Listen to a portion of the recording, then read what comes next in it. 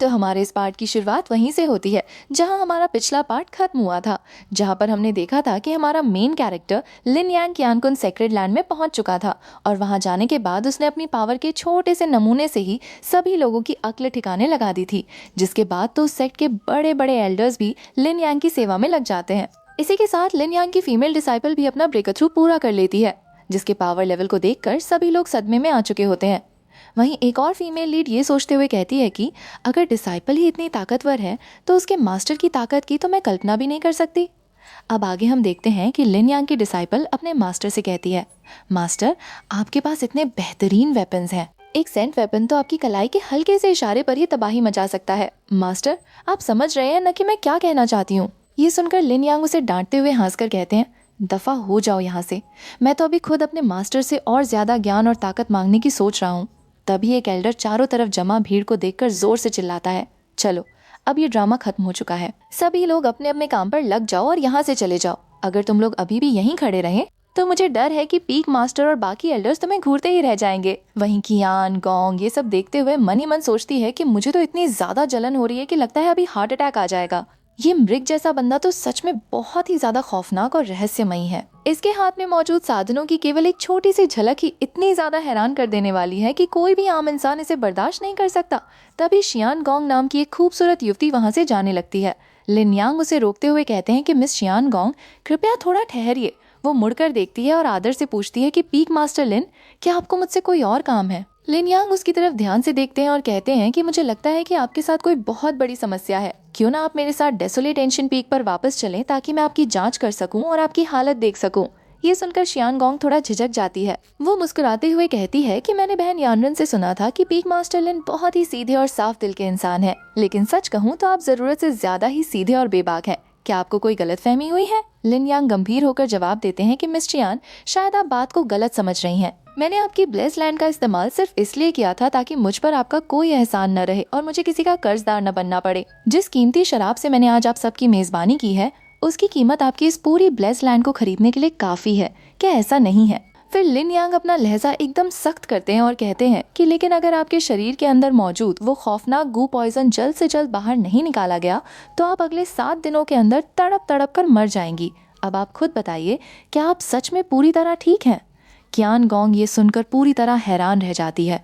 वो घबरा कर कहती है कि चलिए हम तुरंत जाकर दोनों एल्डर्स को आदरपूर्वक प्रणाम करते हैं। असल में सेक्ट के पूर्वजों और जूशी को भी इस जहर के बारे में बिल्कुल भनक नहीं लगी थी। इसका मतलब साफ था कि कुछ दिनों पहले हुई उस भयानक लड़ाई के पीछे जरूर कोई न कोई बहुत बड़ी साजिश छिपी हुई थी। तभी क्यूशुई नाम की युवती लिन यांग की तरफ देखकर बेहद प्यार से कहती है कि लिन शाओ, मैं सिर्फ तुम्हारी बात मानूंगी। वहीं पास खड़ा ब्रदर ली थोड़ा मुस्कुराकर कहता है कि भाई क्या सच में ये सब करना इतना जरूरी है। इसमें थोड़ा दर्द हो सकता है, इसलिए बस थोड़ा सा सहन कर लेना। इसके बाद लिन यांग उस जहर की जांच करते हैं और गहरी चिंता में कहते हैं कि ये तो 7 डेज डेडली वैली का बेहद खतरनाक जहर है। सेलेस्टियल अलायंस के वे बूढ़े चोर इस मॉडल दुनिया की अलग अलग पवित्र जमीनों और गुप्त गुफाओं का इस्तेमाल करके किसी बहुत बड़ी और भयानक साजिश को अंजाम देने की फिराक में है। क्यूशुई गुस्से में कहती है कि उन नीच लोगों की इतनी हिम्मत कि वे इस दुनिया के नंबर 1 होली मास्टर पर भी छिपकर हमला करने की साजिश रच रहे हैं। हाल ही में उन्होंने कई बड़े होली लैंड्स को बहला फुसलाकर अपनी तरफ मिला लिया है। जब मैं रास्ते में आ रही थी तो मुझे भी लगभग घेर कर मारने की पूरी तैयारी कर ली गई थी। लिन यांग बेहद गंभीरता से कहते हैं कि मुझे पूरा एहसास हो रहा है कि ये साजिश बहुत ही ज्यादा खौफनाक और विशाल है, जो शायद इस पूरी इंसानियत की दुनिया को पूरी तरह तबाह कर सकती है। लेकिन हमारे रास्ते में जो भी मुसीबत आएगी हम उससे पूरी ताकत से निपटेंगे। तभी माहौल थोड़ा हल्का हो जाता है। एक फाइटर उबासी लेते हुए कहता है कि अब सोने का वक्त हो गया है। ब्रदर लिन, आपका बिस्तर तो काफी बड़ा और आरामदायक है।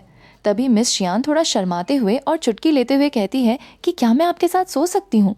लिन यांग हंसकर कहते हैं कि अरे तुम तो मेरे साथ मजाक कर रही हो। लेकिन तभी अचानक कहानी में एक भयानक और डरावना मोड़ आता है। अंधेरे में एक खौफनाक काली परछाई प्रकट होती है। उसके हाथ में एक खौफनाक हथियार होता है। वो परछाई बेहद ही नीच और क्रूर आवाज में हंसते हुए बड़बड़ाती है कि सबसे कमजोर एंशिएंट विंड का नामो निशान मिटा दो, उसके टोकन को कब्जे में कर लो। कियान, क्यू, शुई और जी यानरन की आत्माएं सच में बेहद स्वादिष्ट और ताकतवर हैं। वो काली परछाई अपने हथियार को देखते हुए घमंड से कहती है कि मेरा ये सोल हुकिंग साइड सिस्टम सच में बहुत ही ज्यादा शानदार और जीनियस है। ये किसी भी उच्च दर्जे की आत्मा को सीधे निगल सकता है। लेकिन जैसे ही वो लिन यांग के पास जाने की कोशिश करता है उसे लिन यांग के शरीर से निकलती हुई एक ऐसी अकल्पनीय और असीम दिव्य शक्ति का एहसास होता है कि उसकी रूह कांप जाती है। वो डर के मारे चीखने लगता है कि नहीं, ये मुमकिन नहीं है। ये तो एक ऐसी बेमिसाल और परम आत्मा है जिसे कोई भी डिकोड या समझ नहीं सकता। भागो, यहाँ से तुरंत भागो। वो खौफनाक परछाई लिन यांग के कदमों में गिर पड़ती है और गिड़गिड़ाते हुए कहती है कि हे सुप्रीम बीइंग, मुझसे बहुत बड़ी भूल हो गई। मेरा इरादा आपकी नींद में खलल डालने का बिल्कुल नहीं था। मैं आपके गुस्से को शांत करने के लिए अपना सब कुछ न्यौछावर करने को तैयार हूँ। लिन यांग अपनी आंखें मलते हुए उठते हैं और बेपरवाह अंदाज में कहते हैं कि ओह, मैं तो सोने में इतना ज्यादा खोया हुआ था कि मुझे तो किसी मच्छर के काटने का भी एहसास नहीं हुआ। तुम आखिर किस खेत की मूली हो? वो खौफनाक परछाई थर थर कांपते हुए सच उगलती है कि हुजूर, मैं असल में नेदरवर्ल्ड घोस्ट एम्परर हुआ करता था, लेकिन धोखे से मारे जाने के बाद मेरी बची हुई आत्मा एक सिस्टम में बदल गई ताकि मैं अपने नए होस्ट को उकसाकर दूसरों की आत्माएं निगलवा सकूं और अपनी ताकत वापस पा सकूं। मुझे सच में बिल्कुल अंदाजा नहीं था कि आप जैसे महान इंसान यहाँ मौजूद हैं। वो आगे गिड़गिड़ाकर कहता है कि मैं आपके प्रति पूरी तरह वफादार रहने की कसम खाता हूँ। अगर आपको कभी भी मेरी वफादारी पर जरा सा भी शक हो तो आप महज एक विचार से मेरा वजूद हमेशा के लिए मिटा सकते हैं। मैं आपका गुलाम बनने को तैयार हूँ, बस मुझे आपकी थोड़ी सी दया चाहिए। लिन यांग उसकी तरफ एक ठंडी नजर डालते हैं और पूछते हैं कि मेरे मन में तुमसे एक सवाल है। जब तुम्हारे पास लिटरेरी, सेंट सिस्टम और घोस्ट मैसेंजर सिस्टम जैसी ताकतें हैं, तो इस दुनिया में ऐसे बहुत से सिस्टम के मालिक घूम रहे होंगे। तुम्हारा सिस्टम आखिर किस लेवल पर आता है? वो घोस्ट एम्परर तुरंत घमंड और चापलूसी भरे अंदाज में जवाब देता है कि हुजूर, मेरा सिस्टम तो कुदरत का सबसे बेहतरीन और नायाब शाहकार है। बाकी के सभी दिखावटी और सस्ते सिस्टम मेरे सामने बहुत ही निचले दर्जे के हैं। लिन यांग थोड़ा मुस्कुराते हैं और कहते हैं कि चलो ठीक है, अगर ऐसी बात है तो। वो प्रेत तुरंत झुककर कहता है कि मेरे आका, मैं आपका सबसे वफादार सेवक बनने के लिए तैयार हूँ। लेकिन तभी लिन यांग एक बहुत ही गंभीर सवाल पूछते हैं कि क्या तुम सच में 9 प्रोविंसेस के हेवनली कनेक्शन के प्रति वफादार रहने की औकात रखते हो? वो प्रेत घबराकर बताता है कि हुजूर, हेवनली अलायंस के उस सबसे बड़े शासक की हिम्मत तो सच में बहुत ज्यादा बढ़ गई है। मास्टर, उन पुराने मक्कार लोगों के हाथ एक बहुत ही खतरनाक गुप्त तकनीक लग चुकी है। अगर वे इस मोर्टल दुनिया में छिपे हुए एरे को एक्टिवेट कर देते हैं तो वे हमेशा के लिए 9 प्रोविंसेस के इस पवित्र हेवनली कनेक्शन को काट डालेंगे। वो आगे बताता है कि और अलग अलग पवित्र संप्रदायों के मुख्य पहाड़ ही इस विशाल एरे के सबसे बड़े केंद्र बिंदु हैं। लिन यांग पूछते हैं कि क्या तुम उनके सोने और छिपने की जगहों के बारे में जानते हो? वो प्रेत दुखी होकर बताता है कि उस पुरानी भयानक लड़ाई में मेरी पहचान उजागर हो गई थी और वे लोग भी बहुत बुरी तरह घायल होकर गहरी नींद में चले गए थे। फिर वो लिन यांग के सामने झुककर कहता है कि पुनर्जन्म पाने के बाद मेरा सबसे पहला काम यही होगा कि मैं उन नीच लोगों को मसलकर धूल में मिला दूं। वो लिन यांग का शुक्रिया अदा करते हुए कहता है कि आपका बहुत बहुत धन्यवाद मास्टर। आपने मेरी बची हुई आत्मा को ठीक किया और मुझे एक नया शरीर दिया। आपने मुझे एक नई जिंदगी दी है। लिन यांग ठंडे लहजे में कहते हैं कि उन दुष्ट कल्टीवेटर्स को सबसे सख्त सजा मिलनी ही चाहिए। अपनी वासनाओं को छुपाना काफी नहीं है। इंसान को कभी किसी के एहसान का धोखा नहीं देना चाहिए। इसके बाद लिन यांग पूछते हैं कि वो घाटी आखिर कहाँ है जहाँ तुम्हारी और उन पुराने लोगों की आखिरी भयानक जंग हुई थी। मुझे तुरंत उस तरफ का रास्ता दिखाओ। वो प्रेत खुश होकर रास्ता दिखाता है। आखिरकार वे उस जगह पहुंच जाते हैं। वो प्रेत मन ही मन दुष्टता से सोचता है कि जैसे ही मैं उस सोई हुई प्राचीन शक्ति को जगाऊंगा, वो एंटलोप नाम का छोटा सा लड़का मेरे एक ही थप्पड़ से कुचलकर मर जाएगा। तभी वहां एक खौफनाक दुष्ट एक्सपर्ट प्रकट होता है और लिन यांग को देखकर दहाड़ता है कि तुम कौन हो जो मेरी राह में आ रहे हो? तुम तो बहुत ही ज्यादा कमजोर हो। तुम तो मेरे लिए एक अच्छे पंचिंग बैग बनने के लायक भी नहीं हो, लेकिन फिर भी उम्मीद करता हूँ कि तुम मेरी मार झेल सको। लिन यांग बिना किसी हलचल के उस पर एक हल्का सा वार करते हैं जिससे वो दूर जाकर गिरता है। लिन यांग हंसते हुए कहते हैं कि तुम तो मेरी एक मार भी नहीं सह सके।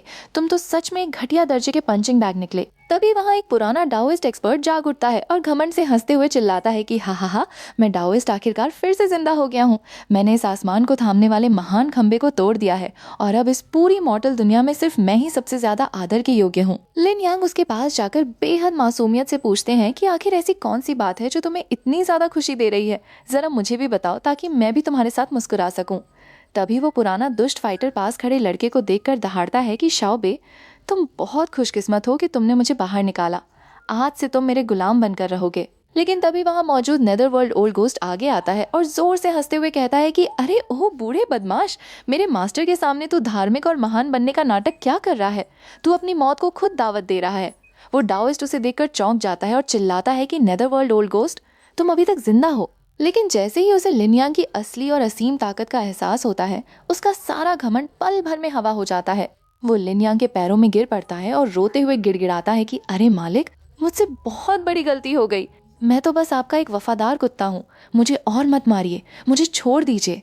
इसी बीच दुष्टों के गुप्त ठिकाने पर हड़कंप मच जाता है। एक सिपाही घबरा कर भागता हुआ आता है और चिल्लाता है कि लिंग टियानजी मारे जा चुके हैं। क्या ये संभव है कि नेदरवर्ल्ड ओल्ड घोस्ट फिर से जिंदा हो गया है? अलायंस लीडर गुस्से में चिल्लाता है कि तुम लोग इतनी घबराहट में क्यों हो? सिपाही कांपती आवाज में बताता है कि अभी अभी ये ग्वाई, जियांग, शू और टुओबा चेंग जैसे बड़े एक्सपर्ट्स की आत्मा के दिए एक एक करके बुझ गए हैं। वे सब क्यांकुन होली लैंड में गुप्त मिशन पर गए थे और अब सिर्फ गू चोंगबो ही जिंदा बचा है। सीनियर लिंग टियानजी को जगाने गई पूरी की पूरी टीम का सफाया हो चुका है। अलायंस लीडर गुस्से से पूछता है कि ग्रैनी गू ने इस बारे में क्या संदेश भेजा है। सिपाही बताता है कि उन्होंने खबर भेजी है कि Lord evil ghost desolate ancient peak पर गए थे और उसके बाद उनका संपर्क टूट गया। उन्हें कुछ अनहोनी का एहसास हुआ और वे चियान शुशवी का अपहरण करने की तैयारी कर रहे थे। हमें तुरंत वहां और ज्यादा सेना भेजनी होगी। अलायंस लीडर नफरत से दहाड़ता है कि मैं भी देखना चाहता हूँ कि किसकी इतनी हिम्मत हुई जो मेरे महान प्लान को बर्बाद करने की सोचे। मैं खुद चियांकुन होली लैंड को जड़ से मिटाने के लिए निकल रहा हूँ। दूसरी तरफ चियांकुन होली लैंड के अंदर एक गद्दार घुस आता है। सेक्ट के लोग हैरान होकर पूछते हैं कि तुम हमारे क्यांकुन होली लैंड के अंदर घुसने में कैसे कामयाब हुए। वो गद्दार नीचता से हंसता है कि इस बार हमारे अलायंस लीडर खुद मैदान में उतर रहे हैं। आज की रात तुम्हारी इस होली लैंड के विनाश की रात होगी। अब ज्यादा तड़पो मत, चुपचाप सरेंडर कर दो तो शायद जिंदा बच जाओ, वरना चारों तरफ सिर्फ तुम्हारी लाशें ही बिछी होंगी। क्यूशवी डर के मारे कांपते हुए अपने दिल में कहती है कि ब्रदर लिन, ये तो अच्छा हुआ कि आप अभी यहाँ मौजूद नहीं हैं, वरना आप पर भी भारी मुसीबत आ जाती। लेकिन तभी अचानक लिन यांग वहाँ प्रकट हो जाते हैं। उनकी आवाज गूंजती है कि जब तक मैं यहाँ हूँ तुम्हें किसी से भी डरने की बिल्कुल जरूरत नहीं है। दुश्मनों का अलायंस लीडर लिन यांग को देखकर घमंड से हंसता है कि क्या इस मोटल दुनिया में अभी भी कोई ऐसा इंसान बचा है जो मुझे रोक सके। लिन यांग एक ही झटके में उस पर वार करते हैं। अलायंस लीडर उस वार को रोक तो लेता है लेकिन उसके होश उड़ जाते हैं। वो हैरान होकर कहता है कि कमाल है, इस मोटल दुनिया में कोई ऐसा भी है जो मेरे वार को झेल सके। अपना नाम बताओ, मैं किसी गुमनाम इंसान को नहीं मारता। लिन यांग गर्व से जवाब देते हैं कि लिन क्लैन लिन यांग। तभी पीछे खड़ा प्रेत चिल्लाता है कि तुम नीच दुष्ट, मेरे मास्टर के सामने घमंड दिखाने की जुर्रत मत करो। घुटनों पर बैठो और सरेंडर करो, वरना तुम्हें बहुत ही दर्दनाक मौत मिलेगी। अलायंस लीडर लिन यांग की ताकत देखकर मन ही मन प्रभावित होता है और कहता है कि तुम्हारी ताकत सच में काफी बेहतरीन है। तुम मेरे सामने अपनी वफादारी की कसम खाओ तो मैं तुम्हें अपनी सेना में सबसे बड़ा और सम्मानजनक पद देने को तैयार हूँ। लिन यांग ठंडे अंदाज में जवाब देते हैं कि क्या तुम जैसे दुष्टों को लगता है कि पूरी दुनिया तुम्हारी कर्जदार है? जब तुम सीधे शब्दों से बात नहीं समझ सकते तो पहले मुझे तुम्हें ही खत्म करना होगा। लिन यांग अपनी खौफनाक पावर का इस्तेमाल करते हैं और उस शक्तिशाली अलायंस लीडर को पल भर में अपने वश में करके बंदी बना लेते हैं।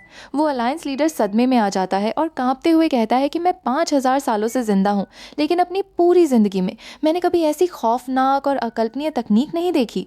इसके बाद लिन यांग के पास उनका एक प्रिय शिष्य आता है। वो थोड़ा दुखी होकर कहता है कि मास्टर, मैं पिछले 1 महीने से हेवनली किंग रियम के 9th लेवल पर अटका हुआ हूँ और आगे ब्रेक थ्रू नहीं कर पा रहा हूँ। मैं अपनी फाइटिंग स्किल्स को और बेहतर बनाने के लिए किसी सीक्रेट रेल में जाना चाहता हूँ। ह्यूमन एम्परर बने मुझे काफी समय बीत चुका है, इसलिए मुझे आपकी थोड़ी एक्स्ट्रा ट्रेनिंग की जरूरत है। तभी खबर आती है कि कई बड़े होली लैंड्स ने मिलकर शियांकुन होली लैंड को एक बहुत बड़ी चुनौती दी है। लिन यांग पूछते हैं कि आखिर ये किस तरह का चैलेंज है। एल्डर समझाते हुए बताते हैं कि पिछले 2 सालों में हमारा शियांकुन होली लैंड बहुत ही तेजी से आगे बढ़ा है और दुनिया के तमाम बड़े जीनियस हमारे पास आ रहे हैं। इस बात से बाकी के होली लैंड्स बहुत ज्यादा चल रहे हैं और उन्होंने एकजुट होकर हमें फाइट के लिए ललकारा है ताकि वे अपनी श्रेष्ठता साबित कर सकें। लिन यांग हंसते हुए कहते हैं कि लेकिन इसमें डरने की क्या बात है, वे बाकी के होली लैंड्स तो बहुत कमजोर हैं। हमारा एक ही बंदा उन सबको आसानी से धूल चटा सकता है। एल्डर सीरियस होकर बताते हैं कि बात तो सही है, लेकिन इस बार मामला थोड़ा अलग है। उन होली लैंड्स के पीछे ट्यांक्योंग रियम से आए कुछ बहुत ही खौफनाक और घमंडी जीनियस खड़े हैं, इसलिए हम चाहते हैं कि आप खुद जाकर उन्हें उनकी औकात दिखाएं। लिन यांग मुस्कुराते हैं और कहते हैं कि इतना बड़ा तमाशा हो और मैं न जाऊं, ऐसा कैसे हो सकता है? आखिर मैं भी तो इस शियांकुन होली लैंड का पीक मास्टर हूँ। लेकिन तभी लिन यांग के अंदर उनका खास सिस्टम एक्टिवेट होता है। सिस्टम चेतावनी देता है कि इस बकवास मिशन को रिजेक्ट करो और सिर्फ मैच का मजा देखने जाओ। अपने उसूलों पर टिके रहो और लालच में मत आओ। ऐसा करने पर तुम्हें 100 मिलियन इमॉर्टल क्रिस्टल्स का इनाम मिलेगा। लिन यांग मन ही मन मुस्कुराते हैं कि मिशन को मना करने पर तो और भी ज्यादा शानदार इनाम मिल रहे हैं, अगली बार तो मैं तुम्हें और भी ज्यादा लूटूंगा। इसके बाद लिन यांग उस फाइटिंग एरिना में पहुंच जाते हैं। वहाँ ट्यांक्योंग रियम से आया घमंडी योद्धा अपनी तलवार लहराते हुए चिल्ला रहा होता है कि क्या इस शियांकुन होली लैंड में सारे के सारे लोग बेकार और निकम्मे हैं। यहाँ कोई भी ऐसा योद्धा नहीं है जो मेरी तलवार का मुकाबला कर सके। तुम सब शक्ल से तो ठीक ठाक लगते हो, लेकिन तुम्हारी काबिलियत बिल्कुल जीरो है। मैं तुम सबको एक ही बार में खत्म कर दूंगा। तभी वहाँ याओ वांग सेक्ट की एक बेहद खूबसूरत और ताकतवर होली मेडन मैदान में उतरती है। उसकी इननेट एक्सप्लोसिव बॉडी और फर्स्ट ग्रेड टैलेंट को देखकर सब हैरान रह जाते हैं। वो घमंडी योद्धा उस खूबसूरत कन्या को देखकर थोड़ा बहक जाता है और उसकी तरफ हाथ बढ़ाता है। वो होली मेडन गुस्से से लाल पीला होकर चिल्लाती है कि तुम इतने नीच और ठरकी कैसे हो सकते हो। तुम्हारी इतनी हिम्मत कि तुम मुझे छुओ, मैं तुम्हें जान से मार डालूंगी। वो अपनी पूरी ताकत से वार करती है, लेकिन सामने वाला योद्धा हंसते हुए कहता है कि तुम्हारी इस ताकत से तो मुझे खुजली भी नहीं हो रही है। तभी उसकी बहन आगे आती है और गर्व से कहती है कि मेरी बहन पूरी याओ ग्वांग सेक्ट के इतिहास की सबसे नंबर 1 होली मेडन है। बड़े बड़े राजा उससे शादी करने के लिए तरसते हैं। अगर तुम समझदार हो तो तुरंत इसे अपनी सीनियर के रूप में स्वीकार करो। ये तुम्हारे लिए बहुत बड़े गर्व की बात है कि मेरी बहन यहाँ तुम्हारी शिष्या बनने आई है। लेकिन लिन यांग बेहद बेपरवाह अंदाज में कहते हैं कि अगर तुम्हें अपनी औकात नहीं पता तो तुरंत यहाँ से दफा हो जाओ। अगर तुम 3 गिनने तक मेरी नजरों के सामने से गायब नहीं हुई तो मैं तुम्हारी पूरी याओ ग्वांग सेक्ट का नामो निशान मिटा दूंगा। वे दोनों बहनें गुस्से में वहां से चली जाती हैं।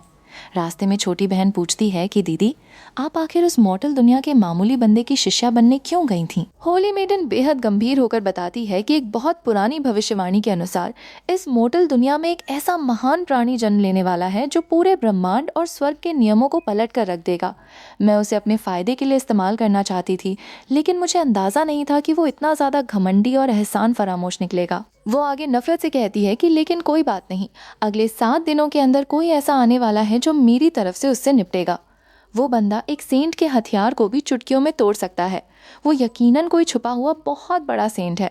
उधर लिन यांग को सिस्टम से मिशन रिजेक्ट करने का बेहद ही शानदार इनाम मिलता है, 10 इंपीरियल वेपन्स और 10 बिलियन इमॉर्टल क्रिस्टल्स। लिन यांग उस शानदार इनाम को देखकर बहुत खुश होते हैं। तभी रास्ते में 2 बेवकूफ फाइटर्स लिन यांग पर हमला करने की साजिश रचते हैं, लेकिन लिन यांग के एक ही हल्के से झटके में वे दोनों पल भर में राख बन जाते हैं। जब ये खबर बाकी लोगों तक पहुंचती है तो पूरे इलाके में सन्नाटा छा जाता है। जेंग है और वांग क्वान जैसे 2 बड़े हेवनली मोनार्क्स एक ही पल में बिना किसी विरोध के मारे जा चुके थे। वांग फैमिली का मुखिया गुस्से में पागल होकर चिल्लाता है कि मेरे बेटे की मौत का बदला मैं उस एंटीलोप से लेकर रहूंगा। उसे अपनी जान देकर इसकी कीमत चुकानी होगी। लेकिन जेंग फैमिली का समझदार पेट्रियार्च उसे समझाते हुए कहता है कि कल्टीवेशन की ये दुनिया बहुत ही ज्यादा खतरनाक है। गलती हमारी ही थी जो हमने उससे दुश्मनी ली। जो बंदा 2 बड़े फाइटर्स को पल भर में मार सकता है वो कम से कम हेवनली, वेनरेबल या सेंट लेवल का एक्सपर्ट है। इसके बाद वैंग फैमिली का मुखिया छिपकर दुनिया की सबसे बड़ी कातिलों की संस्था असैसिन अलायंस के पास जाता है। वो भारी रकम देकर कहता है कि मुझे श्यांकुन होली लैंड के डेसोलेट एंशिएंट पीक के पीक मास्टर लिन यांग की सुपारी देनी है। लेकिन हत्यारों का मैनेजर अपने डेटाबेस में चेक करने के बाद साफ मना कर देता है कि माफ करना, हमारे पूरे डेटाबेस में लिन यांग नाम का कोई भी रिकॉर्ड मौजूद नहीं है, इसलिए हम ये मिशन स्वीकार नहीं कर सकते। वैंग फैमिली का मुखिया गुस्से में चिल्लाता है कि तुम खुद को इस ब्रह्मांड की सबसे नंबर 1 कातिलों की संस्था कहते हो और तुम्हें एक मामूली पीक मास्टर की जानकारी तक नहीं है। मैनेजर ठंडे लहजे में चेतावनी देता है कि अगर तुमने हमारी क्षमता पर दोबारा शक किया तो हम अपनी ताकत साबित करने के लिए तुम्हारी पूरी फैमिली का सफाया कर देंगे। वो डर के मारे वहां से भाग निकलता है। इसके बाद कहानी में लिन यांग की ताकत का परचम चारों तरफ लहराने लगता है। वो दुष्ट होली मेडन ली शाओमान, जिसने दूसरों का इस्तेमाल करने की साजिश रची थी, जब अपने सेक्ट में वापस लौटती है तो उसका सेक्ट मास्टर उस पर गुस्से से चिल्लाता है कि नीच लड़की, तुम्हारी वजह से वांग और यान जैसी बड़ी फैमिलीज का विनाश हो गया। तुमने हमारी पूरी याओ ग्वांग सेक्ट की उम्मीदों को अपने घमंड की वजह से मिट्टी में मिला दिया। सेक्ट मास्टर उसे धक्का देकर निकाल देता है और कहता है कि अपनी बहन को लो और तुरंत यहाँ से दफा हो जाओ। वो रोती हुई चिल्लाती है कि 30 साल पूर्व, 30 साल पश्चिम, तुम सब पछताओगे। तभी रास्ते में उस लाचार लड़की को नेदरवर्ल्ड घोस्ट एम्परर की प्रेत आत्मा मिलती है जो उसे ताकत का लालच देती है। वो लड़की बदले की आग में अंधी होकर उस कसम को स्वीकार कर लेती है। पल भर में उसके शरीर में एक खौफनाक काली ताकत समा जाती है और वो सेंट रियल्म में ब्रेक थ्रू कर लेती है। वो पागलपन में हंसती हुई लिन यांग के पास पहुंचती है और चिल्लाती है कि लिन यांग, आज मैं तुम्हें तड़पा तड़पा कर मार डालूंगी। लेकिन लिन यांग बहुत ही शांत खड़े रहते हैं। असल में वो प्रेत लिन यांग का ही गुलाम था और ये सब लिन यांग का बिछाया हुआ एक बहुत बड़ा जाल था। लिन यांग ठंडे अंदाज में मुस्कुराते हैं और कहते हैं कि तुम्हें सीधे मारना बहुत आसान होता, इसलिए मैंने पहले तुम्हें झूठी उम्मीद दी ताकि तुम बाद में पूरी तरह से टूटकर मर सको। लिन यांग एक ही झटके में उस दुष्ट लड़की का वजूद हमेशा के लिए मिटा देते हैं। इस सब के बाद लिन यांग अपने सफर को आगे बढ़ाते हैं और ट्यानक्योंग रियम की तरफ कदम बढ़ाते हैं। वहाँ की स्पिरिचुअल एनर्जी मोर्टल वर्ल्ड से 10 गुना ज्यादा घनी और पवित्र थी। वहाँ का हर एक आम नागरिक भी बचपन से ही बहुत ज्यादा ताकतवर होता है। लिनयांग आगे बढ़ते हुए एक विशाल प्राचीन गुफा के पास पहुँचते हैं, जहाँ बहुत से बड़े बड़े सेक्ट्स के लोग जमा थे।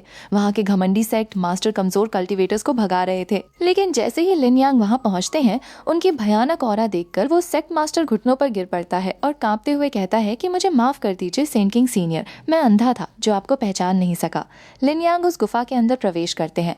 वो गुफा एंशिएंट 3 आइड डीमंस की खौफनाक जगह थी। वहाँ लिनयांग को एक बेहद ही प्राचीन और अनोखा खजाना मिलता है, केओस इमॉर्टल टावर। उस टावर के अंदर वक्त की रफ्तार बहुत तेज थी और उसमें असीम ब्रह्मांडीय शक्तियां छिपी हुई थीं। उस टावर की आत्मा बाहर निकलती है और लिनयांग से शर्त हारने के बाद रोते हुए गिड़गिड़ाती है कि आका, मुझे माफ कर दीजिए, आज से आप ही मेरे बड़े भाई हैं। लिनयांग मुस्कुराते हैं और उसे अपने साथ शामिल कर लेते हैं। इसके बाद जब लिनयांग बाहर निकलते हैं तो पूरे इलाके के बड़े बड़े गॉडली क्लान्स के लोग उनका स्वागत करने के लिए झुके हुए खड़े थे। इमॉर्टल स्पिरिट क्लैन के बड़े बड़े योद्धा लिनयांग को आदरपूर्वक प्रणाम करते हैं। लिनयांग अपने परिवार और अपनी खोई हुई बहन सितंबर की तलाश में आगे बढ़ते हैं। उनके पिता भावुक होकर कहते हैं कि मेरे बेटे, पूरे 10 साल हो गए हैं मैंने तुम्हें और तुम्हारी बहन को नहीं देखा। लेकिन लिनयांग बेहद ही गंभीर और अडिग लहजे में जवाब देते हैं कि मेरी बहन ही मेरी सबसे बड़ी प्राथमिकता है। जो भी इंसान मुझे मेरी बहन तक पहुंचने से रोकने की कोशिश करेगा, वो चाहे कितना भी बड़ा योद्धा क्यों न हो, वो सीधा मेरा दुश्मन बनेगा। मैं अपनी बहन को ढूंढकर बहुत जल्द वापस लौटूंगा। इसी के साथ लिनयांग अपनी असीम ताकतों के साथ एक नए और बेहद खौफनाक मिशन पर निकल पड़ते हैं, जहां पूरा ब्रह्मांड उनकी ताकत के सामने झुकने के लिए मजबूर होने वाला था। अब हम आगे की कहानी में देखते हैं कि माहौल में एक अजीब सी खामोशी छा जाती है। लिनयांग से उसके साथी उत्सुकता से पूछते हैं कि आखिर उसे क्या पता चला है। क्या उसे उस जगह का सुराग मिल गया है जहां उसकी बहन सितंबर को पिछले पूरे 10 सालों से कैद करके रखा गया था। ये सोचकर ही सभी का खून खौल उठता है कि आखिर इतने लंबे समय से उस नन्ही राजकुमारी को कहाँ छिपा कर रखा गया था। अगर हेवनली कोर्ट में आज भी प्राचीन एलियन प्रजातियों की कोई ताकत मौजूद है, तो आज हेवन एंड अर्थ आइलैंड की इस पवित्र धरती पर एक आर पार की जंग होकर रहेगी। तभी वहाँ की सुरक्षा में तैनात पहरेदार लिनयांग की तरफ देखते हुए घमंड से चिल्लाते हैं कि इस द्वीप पर बिना इजाजत कदम रखना एक चींटी की तरह अपनी मौत को बुलावा देना है। लेकिन लिनयांग का रूप देखकर सब हैरान रह जाते हैं। उसकी ताकत इतनी विकराल हो चुकी होती है कि उसकी एक ही दहाड़ पूरे इलाके को हिलाकर रख देती है। लिनयांग सीधे चेतावनी देते हुए कहता है कि मेरी बहन को चुपचाप मेरे हवाले कर दो, वरना ए बूढ़े सेज, मैं तेरे इस पूरे हेवन एंड अर्थ पैलेस को मिट्टी में मिलाकर तहस नहस कर दूंगा। इसी बीच हेवन एंड अर्थ पैलेस में एक भयानक भूचाल आ जाता है। वहाँ सोई हुई सितंबर धीरे धीरे अपनी आंखें खोलती हैं और उबासी लेते हुए कहती है कि अरे बाप रे, ऐसा लगता है जैसे मैं पूरे 2.5 दिनों तक सोती ही रह गई। मेरी पीठ में तो काफी दर्द हो रहा है। तभी वो सामने लिनयांग को देखकर हैरान रह जाती है और मुस्कुराकर कहती है कि भाई, तुम तो बिल्कुल भी नहीं बदले, तुम जैसे थे आज भी वैसे ही हो। लिनयांग उसे देखकर मुस्कुराता है और कहता है कि तुम सिर्फ 2.5 दिन नहीं बल्कि पूरे 10 सालों तक सोती रही हो। हैरानी की बात तो ये है कि इन 10 सालों में न तो तुम्हारा चेहरा बदला है और न ही तुम्हारा शरीर, बल्कि तुम्हारा कल्टीवेशन फाउंडेशन पहले से भी कई गुना ज्यादा मजबूत और अटूट हो चुका है। सितंबर ये सुनकर पूरी तरह चौंक जाती है और आंखें फटी की फटी रखकर कहती है कि क्या पूरे 10 साल? मुझे तो लग रहा था कि मैं सिर्फ 2 दिनों की नींद लेकर उठी हूँ। क्या मैं सोते सोते ही कोई स्प्रिट बन गई हूँ? लिनयांग उसे समझाते हुए कहता है कि ये तुम्हारी खुशकिस्मती है। तुम जिस स्पॉट में सो रही थी उसमें इमॉर्टल्स इंटॉक्सिकेशन भरा हुआ था। इस दिव्य शराब की एक अकेली बूंद किसी भी आम इंसान को रातों रात इमॉर्टल बनाकर आसमान में पहुंचा सकती है। तुम पूरे 10 सालों तक इस पवित्र लिक्विड में डूबी रही हो, जिसकी वजह से तुम्हारा पूरा शरीर रिफाइन होकर अपनी चरम सीमा पर पहुंच चुका है। जरा अपनी आंतरिक ऊर्जा यानी क्यूई को महसूस करके तो देखो। जैसे ही सितंबर अपनी क्यूई को सर्कुलेट करती है, उसके शरीर से एक ऐसा भयानक और विशाल एनर्जी का तूफान निकलता है जो बेकाबू होने लगता है। सितंबर घबराकर चिल्लाती है कि भाई, ये क्या हो रहा है? इतनी सारी ताकत मेरे शरीर में अपने आप क्यों घुसी चली आ रही है? हेवनली किंग रियम के नॉर्थ लेवल से उठकर उसकी ताकत सीधे ह्यूमन एम्परर और फिर हेवनली लॉर्ड रियम को पार करने लगती है। सितंबर कांपते हुए कहती है कि मैं तो बहुत बड़ी मुसीबत में फंसने वाली हूँ। मेरी ताकत तो रुकने का नाम ही नहीं ले रही। पल भर में उसकी एनर्जी सेंट रियम के स्तर को छू लेती है। लिनयांग उसे शांत करते हुए बताता है कि डिवाइन म्यूजिक पूल की जिस एनर्जी को 10 सालों से रोक कर रखा गया था, वो आज एक ही झटके में ब्लास्ट हो रही है। सेंट रियल में कदम रखना तो बस शुरुआत है, तुम्हारा असली फाउंडेशन तो बहुत गहरा है। तभी उसकी पावर और तेजी से बढ़ती है और वो सेंट रियल के नॉर्थ लेवल पर पहुंच जाती है। लिनयांग मुस्कुराते हुए कहता है कि बस अब अपनी एनर्जी को यहीं रोको।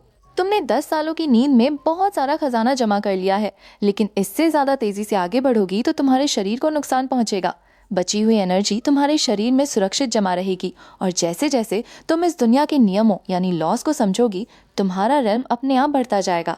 सितंबर खुशी से झूम उठती है और कहती है कि सच में, तब तो मैं बहुत जल्द तुम्हारे कल्टीवेशन लेवल तक पहुंच जाऊंगी। सितंबर थोड़ा मुंह बनाकर लिन यांग से कहती है कि तुम तो हमेशा कहते थे कि तुम्हें इस कल्टीवेशन की दुनिया से नफरत है और तुम मेहनत करना चाहते हो, लेकिन तुम खुद भी तो सोते सोते ही लेवल अप कर लेते हो, तो क्या तुमने भी लेटे लेटे ही ये जंग जीत ली?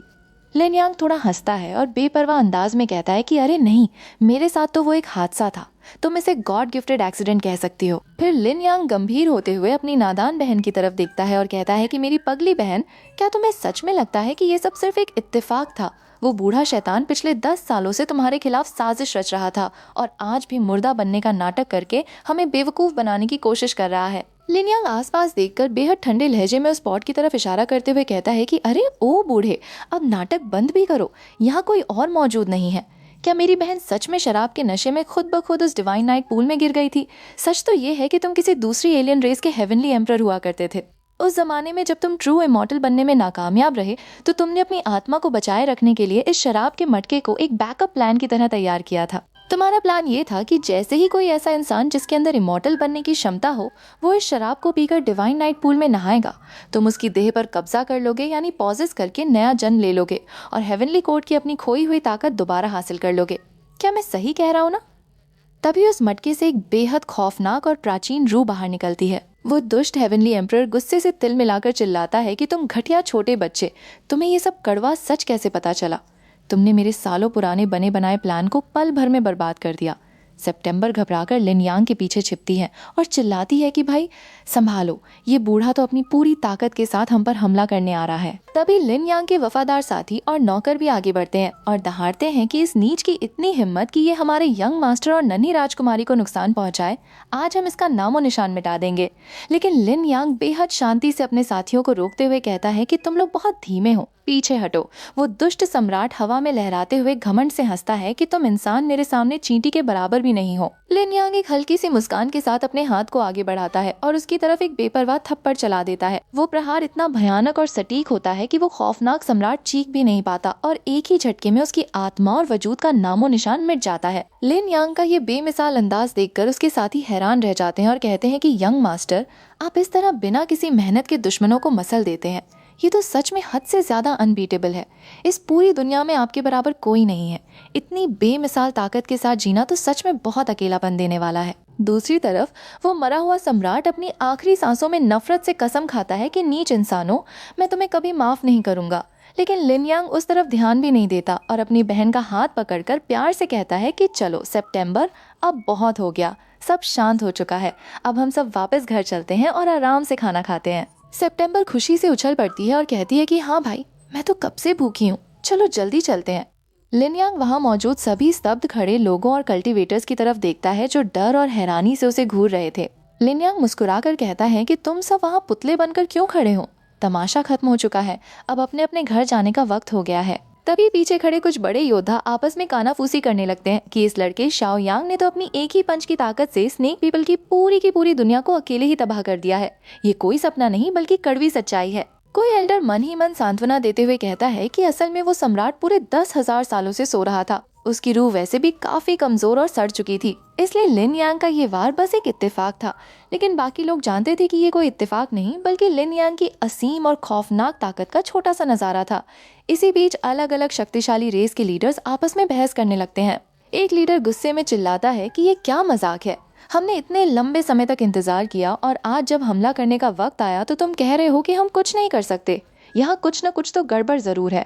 वो लड़का लिन यांग जरूर कोई ढोंगी और कायर है। अगर तुम लोग आगे नहीं बढ़ते तो मत बढ़ो, लेकिन हम 8 ट्राइब्स और क्लैंस मिलकर इस दुनिया के तख्त पर कब्जा करेंगे और पूरी दुनिया के नए शासक बनेंगे। तभी उनका सबसे बुजुर्ग और सीरियस लीडर सबको शांत कराते हुए कहता है कि ठीक है, अब आपस में लड़ना बंद करो। हम बिना सोचे समझे अपनी मुख्य सेना को आगे नहीं भेजेंगे। सबसे पहले हमारे क्लैंस के जो युवा फाइटर्स हैं उन्हें आगे भेजो ताकि वे इंसानों की असली ताकत का अंदाजा लगा सकें। जब तक हमें उनकी असली क्षमता का पता नहीं चल जाता, हमारी महासेना यहीं रुकी रहेगी। दूसरी तरफ लिन यांग अपनी बहन सितंबर के साथ अपने घर वापस पहुंचता है। उसके पिता अपनी बेटी को इतने सालों बाद देखकर खुशी से रो पड़ते हैं और जोर जोर से हंसते हुए कहते हैं कि अरे वाह, मेरी प्यारी बेटी और बेटा वापस आ गए। बेटी, तुमने इतने सालों में अपना कितना ख्याल रखा है। अरे मुझे तो यकीन ही नहीं हो रहा कि तुम जरा सी भी बड़ी नहीं हुई हो, बिल्कुल वैसी की वैसी ही हो। सितंबर अपने पिता के गले से लग जाती है और हंसती है। उसके पिता भावुक होकर उसे दुलारते हैं और कहते हैं कि बहुत बढ़िया, तुम दोनों को साथ देखकर मेरा दिल खुश हो गया। तभी वहाँ पास खड़ा एक पावरफुल योद्धा ब्रदर लिन यानी लिन यांग के पिता की तरफ देखता है और हैरान होकर कहता है कि ब्रदर लिन, आपको अचानक क्या हो गया है? आपका चेहरा गुस्से और चिंता से लाल क्यों हो रहा है? आप तो चिमनी की तरह धुआं छोड़ रहे हैं। लिनयांग के पिता गंभीर होकर कहते हैं कि इंसानों की दुनिया पर एक बहुत बड़ा विनाशकारी संकट यानी ग्रेट कैलेमिटी आने वाली है, और ये जो सामने पीले बालों वाला छोरा खड़ा है, यही आगे चलकर इंसानों की ढाल और सबसे बड़ा स्तंभ बनने वाला है। हालांकि मैं नहीं चाहता कि मेरा बेटा इतनी बड़ी मुसीबतों में पड़े, लेकिन अगर ये खुद अपनी मर्जी से इंसानों की रक्षा करना चाहता है तो मुझे इस पर बहुत गर्व होगा। तभी वहाँ माहौल में एक बहुत ही भारी और प्राचीन दबाव छा जाता है। एल्डर घबराकर कहते हैं कि एंशिएंट गॉड किंग ने अपनी चाल चल दी है। अब वो अपनी दिव्य आंखों से इस एंटलोप यानी लिन यांग के असली कल्टीवेशन रेल्म को साफ साफ देख सकता है। लिन यांग उस बुजुर्ग गॉड किंग की तरफ देखता है और बिना किसी झिझक के कहता है कि यह बूढ़े, तुम्हारे अंदर तो जरा सा भी एथिक्स और कायदा नहीं बचा है। तभी पास खड़ा सीनियर कल्टीवेटर लिन यांग को समझाते हुए कहता है कि टैशु कैंसुई की शक्ल भले ही 20 साल के नौजवान जैसी दिखती हो, लेकिन उसकी उम्र पर मत जाओ। वो हजारों सालों से इस दुनिया में मौजूद एक बहुत बड़ा मॉन्स्टर है। अगर तुम उसे बूढ़ा नहीं कहोगे तो क्या कहोगे? लिन यांग बेपरवाह अंदाज में कहता है कि अगर वो इतना पुराना है तो मैं उसे भाई थोड़ी ना कहूंगा, वो बूढ़ा ही है। तभी टैशु कैंसुई गुस्से में आगे बढ़ता है और लिन यांग को ललकारते हुए कहता है कि छोटे बच्चे, तेरे अंदर जरा सी भी ताकत नहीं है। तेरा और मेरा कल्टीवेशन लेवल दूर दूर तक एक जैसा नहीं है। अपनी खुद की बेइज्जती मत करा और चुपचाप पीछे हट जा। लेकिन लिन यांग उसकी बात पर सिर्फ मुस्कुराता है। टैशु कैंसुई और भी ज्यादा भड़क जाता है और कहता है कि तुमने ये दावा करने की जुर्रत कैसे की कि इस साम्राज्य की महारानी फेंग क्यूफेंग, जो कि महान किलिन की संतान है, वो खारिज कर दी गई थी। आज मैं तुम्हें अपनी आग की ताकत दिखाऊंगा। मेरे साथ आग का खेल मत खेलो, वरना आज रात तुम्हारा बिस्तर गीला हो जाएगा। ये कहते ही टैशु कैंसुई अपने शरीर से बेहद खौफनाक और चमकदार लपटें बाहर निकालता है। वहाँ मौजूद लोग चिल्ला उठते हैं कि अरे, ये तो फीनिक्स ट्रू फायर है। ये इस पूरे ब्रह्मांड की सबसे खतरनाक और चरम आग में से एक है। जैसा कि इस इटर्नल जीनियस से उम्मीद थी, इसके पास जन्मजात फायर डाउ होली बॉडी है। इतनी कम उम्र में इस तरह की जानलेवा आग पर काबू पाना सच में अकल्पनीय है। लेकिन लिन यांग उस लपटों के तूफान के सामने बहुत ही शांत खड़ा रहता है। वो ठंडे लहजे में कहता है कि अभी भी बहुत कमजोर हो। प्राचीन काल से लेकर आज तक बड़े से बड़े सुप्रीम होली बॉडी वाले फाइटर्स भी अपनी पूरी जिंदगी में सिर्फ एक ही एक्सट्रीम फ्लेम पर काबू पा पाते हैं, लेकिन तुम मेरे सामने इस मामूली सी आग का घमंड दिखा रहे हो। ये कहते ही लिन यांग अपने हाथ की उंगलियों को हवा में घुमाता है। पल भर में उसके चारों तरफ एक नहीं, दो नहीं, बल्कि दर्जनों अलग अलग रंग बिरंगी और विनाशकारी एक्सट्रीम फ्लेम्स प्रकट हो जाती हैं। वहाँ मौजूद सभी एल्डर्स की आंखें फटी की फटी रह जाती हैं। लिन यांग के पिता के दोस्त हैरान होकर चिल्लाते हैं कि ब्रदर लिन, ये तो पूरी तरह से नामुमकिन और बेतुका है। एक साथ दर्जनों एक्सट्रीम फ्लेम्स को कंट्रोल करना किसी नियम के दायरे में नहीं आता। आपके बेटे की ताकत तो इंसानियत की सीमा से बाहर है। आपने उसकी इतनी भयानक पावर को आज तक हमसे छुपाकर क्यों रखा? लिन यांग के पिता खुद हक्के बक्का होकर कहते हैं कि अरे भाई, धीरे बोलो। सच तो ये है कि मुझे खुद भी अपने बेटे की इस खौफनाक ताकत का पता आज ही चला है। तभी टैशु कैंसुई घुटनों पर गिर पड़ता है और दर्द से चिल्लाता है कि एंटलोप, क्या तुम्हें मेरी इस तरह बेइज्जती करने में ही मजा आता है? लिन यांग के शरीर से एक साथ 5-5 सुप्रीम फिजिक्स यानी बेमिसाल शारीरिक ताकतों की ऑरा निकलने लगती है। ये देखकर पूरा हॉल कांप उठता है। लोग चिल्लाते हैं कि एक ही शरीर के अंदर 5 सुप्रीम फिजिक्स का समाया होना, यही तो एक असली और बेमिसाल जीनियस की पहचान है। टैशु कैंसुई अपनी हार स्वीकार करते हुए सिर झुका लेता है और रोते हुए कहता है कि मैं अपनी हार मानता हूँ। तुम सच में एक अनबीटेबल जीनियस हो, लेकिन क्या तुम सच में इस आने वाले महायुद्ध में इंसानियत का प्रतिनिधित्व करने के लायक हो? लिन यांग उस पर एक ठंडी नजर डालता है और पूछता है कि तुम ऐसा किस हक से कह रहे हो? टैशु कैंसुई नफरत और जलन से भरकर कहता है कि तुम जन्म से ही इन तमाम इनविंसिबल फिजिक्स और शाही खून यानी ब्लड लाइन के साथ पैदा हुए हो। ये कुदरत का हमारे साथ अन्याय है। तुम सिर्फ अपनी इस फिजिक और ब्लड लाइन के दम पर शेर बन रहे हो। लिन यांग उसकी बात सुनकर एक बहुत ही रहस्यमयी मुस्कान हंसता है। वो कहता है कि फिजिक और ब्लड लाइन, तो जरा देखो कि मेरी असली पहचान क्या है। ये कहते ही लिन यांग अपनी दिव्य पावर को एक्टिवेट करता है। पल भर में उसके शरीर से वे तमाम 5 सुप्रीम फिजिक्स, दिव्य चमक और शाही ऑरा ऐसे गायब हो जाती हैं जैसे उनका कभी वजूद ही न रहा हो। लिन यांग एक साधारण इंसान के रूप में खड़ा होकर कहता है कि अब देखो, मेरे अंदर न तो कोई खास फिजिक बची है और न ही कोई शाही ब्लड लाइन। मैं तो इस वक्त एक मामूली बाल के बराबर शुद्ध और साधारण हूँ, लेकिन फिर भी मेरी ताकत वैसी ही है। लिन यांग वहाँ खड़ी खूबसूरत योद्धा मिस फेंग और बाकी तमाम हैरान फाइटर्स की तरफ देखता है और गंभीर आवाज में पूछता है कि मिस फेंग, क्या आप सब ये देखकर चौंक गए हैं? क्या आपको गुस्सा आ रहा है? ये जो बड़ी बड़ी दिव्य चमक और खौफनाक फिजिक्स तुम देखते हो, ये सब सिर्फ एक छलावा और बाहरी रूप है। क्या तुमने कभी इस कड़वे सच पर गौर किया है कि क्या तुम लोग इन फिजिक्स और ब्लड लाइंस की वजह से महान जीनियस कहलाते हो? या फिर सच ये है कि तुम खुद इतने महान और बेमिसाल जीनियस हो कि तुम्हारी वजह से ये फिजिक्स और ब्लड लाइंस पूरी दुनिया में मशहूर हो जाती हैं? लिन यांग के इस एक गहरे सवाल ने वहाँ मौजूद सभी बड़े बड़े योद्धाओं के दिमाग को पूरी तरह झकझोर कर रख दिया। फ्यूसू नाम का एक बड़ा फाइटर भावुक होकर लिन यांग के सामने झुक जाता है और कहता है कि मुझे सब समझ आ गया। इंसानों का एक असली जीनियस होने के नाते मेरा दिमाग और मेरी सोच ही सबसे बड़ी अनबीटेबल ताकत होनी चाहिए। मुझे इन बाहरी चीजों और घमंड को त्याग कर अपने दम पर दुनिया के तमाम दुश्मनों का सफाया करना होगा। लिन यांग, आज आपने मुझे जीवन का सबसे बड़ा पाठ पढ़ाया है। इंसानों पर आने वाली इस महा मुसीबत में हम सब आपके पीछे खड़े होने और सभी दुश्मनों की रेस को कुचलने के लिए तैयार हैं। हम सब आपके वफादार बनने के लिए तैयार हैं। लिन यांग ये सुनकर अपना माथा पकड़ लेता है और मन ही मन सोचता है कि अरे बाप रे, मैं तो बस तुम लोगों की सोच का दायरा बढ़ाना चाहता था ताकि तुम अपनी ताकत बढ़ा सको। मैंने तुमसे कब कहा कि तुम मुझे अपना गुरु या आका मान लो? तभी एवे नाम का योद्धा आगे बढ़ता है और आदर से कहता है कि एंटलोप, आपकी सोच और आपकी ताकत सच में बेमिसाल है। तभी वहाँ मौजूद खूबसूरत योद्धा मिस फेंग लिन यांग के सामने आती है। उसके चेहरे पर एक हल्की सी लाली होती है। वो बहुत ही गंभीरता से कहती है कि लिन यांग, मैं औपचारिक रूप से आपके सामने प्रस्ताव रखती हूँ कि क्या आप मुझे अपनी डाओइस्ट पार्टनर यानी जीवन संगिनी के रूप में स्वीकार करेंगे? लिन यांग थोड़ा झिझकता है और सिर हिलाते हुए कहता है कि आपका बहुत बहुत शुक्रिया, लेकिन सच कहूँ तो मैं अभी शादी नहीं करना चाहता। मुझे ये सब बहुत झंझट और मुसीबत का काम लगता है। मिस फेंग मुस्कुराती है और तुरंत कहती है कि ठीक है, तो फिर मैं शादी का प्रपोजल वापस लेती हूँ, लेकिन क्या आप मुझे अपनी गर्लफ्रेंड के रूप में स्वीकार करेंगे?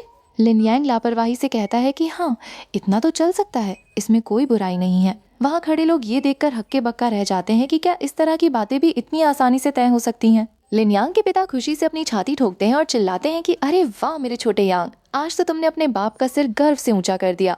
अब तो फीनिक्स क्लैन और फॉक्स क्लैन दोनों ही तुम्हें अपना दामाद बनाने के लिए आपस में लड़ रहे हैं। लिन यांग अपने पिता को टोकते हुए कहता है कि पिताजी, जरा अपनी जुबान पर लगाम लगाइए, मैं कोई इतना सीधा साधा इंसान नहीं हूँ। फिर लिन यांग अपने पीछे खड़े दो लोगों की तरफ इशारा करता है और बताता है कि ये बाई युवे हैं, जिसे मैंने मोर्टल वर्ल्ड के सफर के दौरान अपना शिष्य बनाया था। और ये जो दूसरा बंदा खड़ा है, ये मेरा सेवक यानी नौकर है जो अभी मेरी निगरानी में है। बाई युवे तुरंत आगे बढ़कर लिन यांग के पिता के सामने झुकता है और आदर से कहता है कि ग्रैंड मास्टर, आपको मेरा प्रणाम। लिन यांग के पिता और उनके क्लैन चीफ ये देखकर दंग रह जाते हैं। क्लैन चीफ मन ही मन सोचता है कि मेरा बेटा तो सच में कुदरत का सबसे बड़ा अजूबा है। पृथ्वी से पुनर्जन्म लेकर आया इतना खौफनाक और ताकतवर फाइटर इसके नौकर के रूप में काम कर रहा है, लेकिन मेरा बेटा तो भविष्य में पूरी इंसानियत का मुख्य हीरो बनने वाला है। इसलिए इस फाइटर का नौकर बनना भी इसके लिए कोई घाटे का सौदा नहीं है। लिन यांग के पिता मुस्कुराते हुए बाई युवे का स्वागत करते हैं और कहते हैं कि अरे आओ आओ, आज से तुम सब हमारे परिवार का हिस्सा हो। मेरे पास तुम्हें देने के लिए कोई बहुत बड़ी चीज तो नहीं है, लेकिन मेरी तरफ से इस रेनबो कलर की दिव्य पोशाक को एक तोहफे के रूप में स्वीकार करो। बाई युवे खुशी खुशी उस कीमती पोशाक को लेता है और झुक कर कहता है कि आपका बहुत बहुत धन्यवाद ग्रैंड मास्टर। इसके बाद लिन यांग के पिता थोड़े गंभीर हो जाते हैं और लिन यांग से कहते हैं कि बेटा, हाल ही में चारों तरफ बहुत ज्यादा उथल पुथल मच गई है। तुम्हारी माँ हेवनली कोर्ट के कामों में बहुत ज्यादा व्यस्त हैं। तुम कुछ दिनों में अपनी बहन को लेकर वहाँ ऊपर स्वर्ग में जाओ और अपनी माँ के कामों में हाथ बटाओ। मुझे पता है कि तुम भी अपने परिवार से मिलने के लिए बेताब हो। कुछ दिनों बाद लिन यांग अपनी बहन सितंबर और अपने साथियों के साथ एक बेहद खूबसूरत जगह पर टहल रहा होता है। सितंबर आसपास के खूबसूरत नज़ारों को देखकर खुशी से चहकती है और कहती है कि भाई, अगर मैंने तुमसे यहाँ आने की जिद न की होती तो क्या तुम कभी मुझे इतनी सुंदर जगह पर लाते? लिन यांग मुस्कुराकर कहता है कि हाँ मिस, सब तुम्हारी ही बदौलत है, तुम्हारा बहुत बहुत शुक्रिया। तभी लिन यांग की नज़र दूर पड़ती है। वो थोड़ा सोच में पड़ जाता है और कहता है कि मुझे चिंता हो रही है कि युवे और वो नेदरवर्ल्ड घोस्ट एम्परर स्पिरिट लैंड के इलाके के बाहर जो ट्रेनिंग कर रहे हैं वो कैसी चल रही होगी। तभी सितंबर दूर कुछ लोगों को आपस में लड़ते हुए देखती है। वहाँ कुछ ताकतवर लोग एक असहाय महिला को घेर कर पीट रहे थे। सितंबर गुस्से में कहती है कि अरे, ये लोग इतने नीच कैसे हो सकते हैं जो एक कमजोर महिला पर अत्याचार कर रहे हैं। हमें तुरंत जाकर उसकी मदद करनी चाहिए। लेकिन लिन यांग अपनी बहन का हाथ पकड़कर रोक लेता है और बेहद ठंडे लहजे में समझाता है कि सितंबर, सिर्फ अपनी आंखों से देखी हुई चीज पर भरोसा मत करो। जरा ध्यान से देखो, उन हमलावरों की आंखों में एक गहरा और सच्चा दर्द और नफरत भरी हुई है। जिस महिला को तुम बेकसूर और लाचार समझ रही हो, वो असल में उनकी सबसे बड़ी दुश्मन है। उसके कपड़ों पर खून लगा है, लेकिन उसके शरीर पर एक भी जख्म का निशान नहीं है। उसकी असली ताकत उन हमलावरों से कई गुना ज्यादा है, और वो जो बंदा जान बचाकर भाग रहा है, उसकी चाल में साफ दिख रहा है कि वही असली गुनहगार है। लिन यांग आगे समझाते हुए कहता है कि ये दुनिया बहुत ही ज्यादा उलझी हुई है। यहाँ कर्मों का हिसाब और सही गलत का फर्क इतनी आसानी से समझ नहीं आता। इसलिए बिना पूरी सच्चाई जाने कभी किसी दूसरे के कर्मों के बीच में अपनी टांग नहीं अड़ाना चाहिए। मेरी छोटी बहन, तुम्हें अभी इस बेरहम दुनिया के बारे में बहुत कुछ सीखना बाकी है। तभी अचानक झाड़ियों में से एक घायल और बदहवास इंसान भागता हुआ बाहर निकलता है। वो लिन यांग के कदमों में गिर पड़ता है और चीखता है कि अरे छोटे भाई, मुझे बचा लो। अगर तुम आज मुझे इन दरिंदों से बचा लेते हो तो तुम मुझसे जो भी मांगोगे मैं तुम्हें देने के लिए तैयार हूँ। लिन यांग उस इंसान की अजीब सी भाषा सुनकर अपना सिर खुजलाता है और बेपरवाह अंदाज में कहता है कि माफ करना भाई, मुझे तुम्हारी ये बकवास भाषा और टोन बिल्कुल समझ नहीं आ रही है। तभी पीछे से कुछ देशभक्त योद्धा दौड़ते हुए आते हैं। वे लिन यांग को आदर से प्रणाम करते हुए कहते हैं कि सीनियर, आपका बहुत बहुत धन्यवाद कि आपने हमारी मदद की और उस दुष्ट जापानी राक्षसी को मार गिराया। लिन यांग थोड़ा हैरान होकर पूछता है कि जापानी राक्षसी? क्या वो जिसने अपनी ताकत बढ़ाने के लिए लाखों बेकसूर लोगों की बलि दे दी थी? एल्डर दुखी होकर बताते हैं कि हाँ सीनियर, ये नीच लोग चाहे कोई भी दौर हो, हमेशा अपनी घिनौनी हरकतों से बाज नहीं आते। वे आगे कहते हैं कि सीनियर, कृपया हमारे साथ हमारे देश चलिए। इस वक्त जापानी इमॉर्टल आइलैंड बहुत ज्यादा ताकतवर हो चुका है। उस राक्षसी ने अपने समुराइयों के साथ मिलकर हमारे पूरे क्रिम्सन ड्रैगन कैपिटल की बलि चढ़ा दी है। हमारे लाखों नागरिक मारे जा चुके हैं और हमारे महाराजा भी जंग में लड़ते लड़ते शहीद हो गए। हमें बाकी दुनिया को खबर करने का मौका तक नहीं मिला। उनकी ताकत सच में बहुत खौफनाक है, लेकिन फिर भी हम आखिरी सांस तक लड़ेंगे और जब तक हमारे शरीर में खून की आखिरी बूंद है, हम अपने देश के लिए शहीद हो जाएंगे। लिन यांग उनकी देशभक्ति देखकर प्रभावित होता है और शांत आवाज में कहता है कि ठीक है, घबराओ मत, मुझे अपनी धरती पर ले चलो। जब लिन यांग उस जगह पहुंचता है तो देखता है कि वहां का माहौल बहुत भयानक था। तभी अचानक आसमान में काले बादल छा जाते हैं और कुदरत का कानून यानी लाइटनिंग ट्रिबुलेशन लिन यांग पर गिरने लगता है। लिन यांग गुस्से में आसमान की तरफ देखता है और उसकी ऑरा इतनी खौफनाक हो जाती है कि बिजली के बादल कांपने लगते हैं। लिन यांग चीख कर आसमान को ललकारता है कि ए हेवनली डाओ, जब उन नीच लोगों ने अरबों बेकसूर इंसानों की बलि चढ़ाई, तब तू कहाँ सोया हुआ था? आज जब मैं उन बेकसूरों को इंसाफ दिलाने आया हूँ तो तू अपनी झूठी शान दिखाने के लिए मेरे ऊपर बिजली गिरा रहा है। तुझमें सही और गलत का फर्क करने की तमीज नहीं बची है। मुझे लगता है कि तू इस 8 डेसोलेट रियम्स पर राज करने के लायक बिल्कुल नहीं है। लिन यांग की उस भयानक और असीम ताकत को देखकर खुद हेवनली डाओ कांप उठता है। आसमान से कांपती हुई दिव्य आवाज गूंजती है कि हे सुप्रीम बीइंग, मुझसे बहुत बड़ी भूल हो गई। मेरा फैसला गलत था। मैं तुरंत अपने नियमों को बदलता हूँ और आपकी हर आज्ञा का पालन करूंगा। लिन यांग गुस्से में दहाड़ता है कि दफा हो जाओ यहाँ से, और पल भर में वे विनाशकारी बादल हवा में गायब हो जाते हैं। तभी वहाँ एक चमत्कार होता है। लिन यांग अपनी जीवन और मृत्यु को पलटने वाली असीम शक्ति का इस्तेमाल करता है। पूरे शहर में रोशनी फैल जाती है और मारे गए सभी लाखों बेकसूर नागरिक और राजा महाराजा एक साथ फिर से जिंदा हो उठते हैं। क्रिम्सन ड्रैगन का राजा रोते हुए लिन यांग के सामने झुक जाता है और कहता है कि हे सुप्रीम बीइंग, आपने हमें नया जीवन दिया है। हमारी आने वाली पीढ़ियां आपके इस एहसान को कभी नहीं भूलेंगी। इसी बीच जापानी समुराइयों के गुप्त ठिकाने पर भगदड़ मच जाती है। उनका एक सेनापति घबराकर अपने आका के पास जाता है और चिल्लाता है कि मास्टर, हमसे बहुत बड़ी गड़बड़ हो गई। हमने क्रिम्सन ड्रैगन कैपिटल के सभी लोगों को मार डाला था, लेकिन न जाने कैसे वे सब के सब एक साथ फिर से जिंदा हो गए हैं। उनका दुष्ट आका गुस्से में लाल होकर चिल्लाता है कि तुम सब निकम्मे हो, क्या मुझे खुद जाकर उन सबको दोबारा मारना पड़ेगा? तभी लिन यांग वहां अपने साथियों के साथ अचानक प्रकट हो जाता है। वो दुष्ट आका नफरत से लिन यांग को देखकर दहाड़ता है कि तुम मामूली इंसानों की इतनी हिम्मत कि तुम मेरे सामने खड़े हो सको। लेकिन जैसे ही वो बोलने के लिए अपना मुंह खोलता है, उसके मुंह से बेहद घिनौनी बदबू आती है। सितंबर अपना मुंह बंद कर लेती है और चिल्लाती है कि अरे बाप रे, कितनी गंदी बदबू है। लिन यांग गुस्से में उस दुष्ट आका की तरफ देखता है और कहता है कि नीच इंसान, क्या तुम बाहर निकलने से पहले ब्रश भी नहीं करते? तुमने अपनी इस गंदी बदबू से मेरी बहन का दम घोंट दिया है। वो दुष्ट आका गुस्से में कांपते हुए चिल्लाता है कि रुक जाओ, मैं फर्स्ट सेक्ट के फर्स्ट प्रीस्ट का छोटा भाई ओवरबेयरिंग माँ हूँ। अगर तुमने मुझे हाथ भी लगाया तो मेरा बड़ा भाई तुम्हारा वो हाल करेगा कि तुम जिंदा रहने से बेहतर मौत को चुनोगे। तुरंत मुझे छोड़ दो। लेकिन लिन यांग उसकी बकवास सुने बिना एक ही झटके में उसका गला दबाकर उसकी गर्दन तोड़ देता है। तभी जापानी इमॉर्टल आइलैंड के बड़े बड़े योद्धा बाहर निकल आते हैं।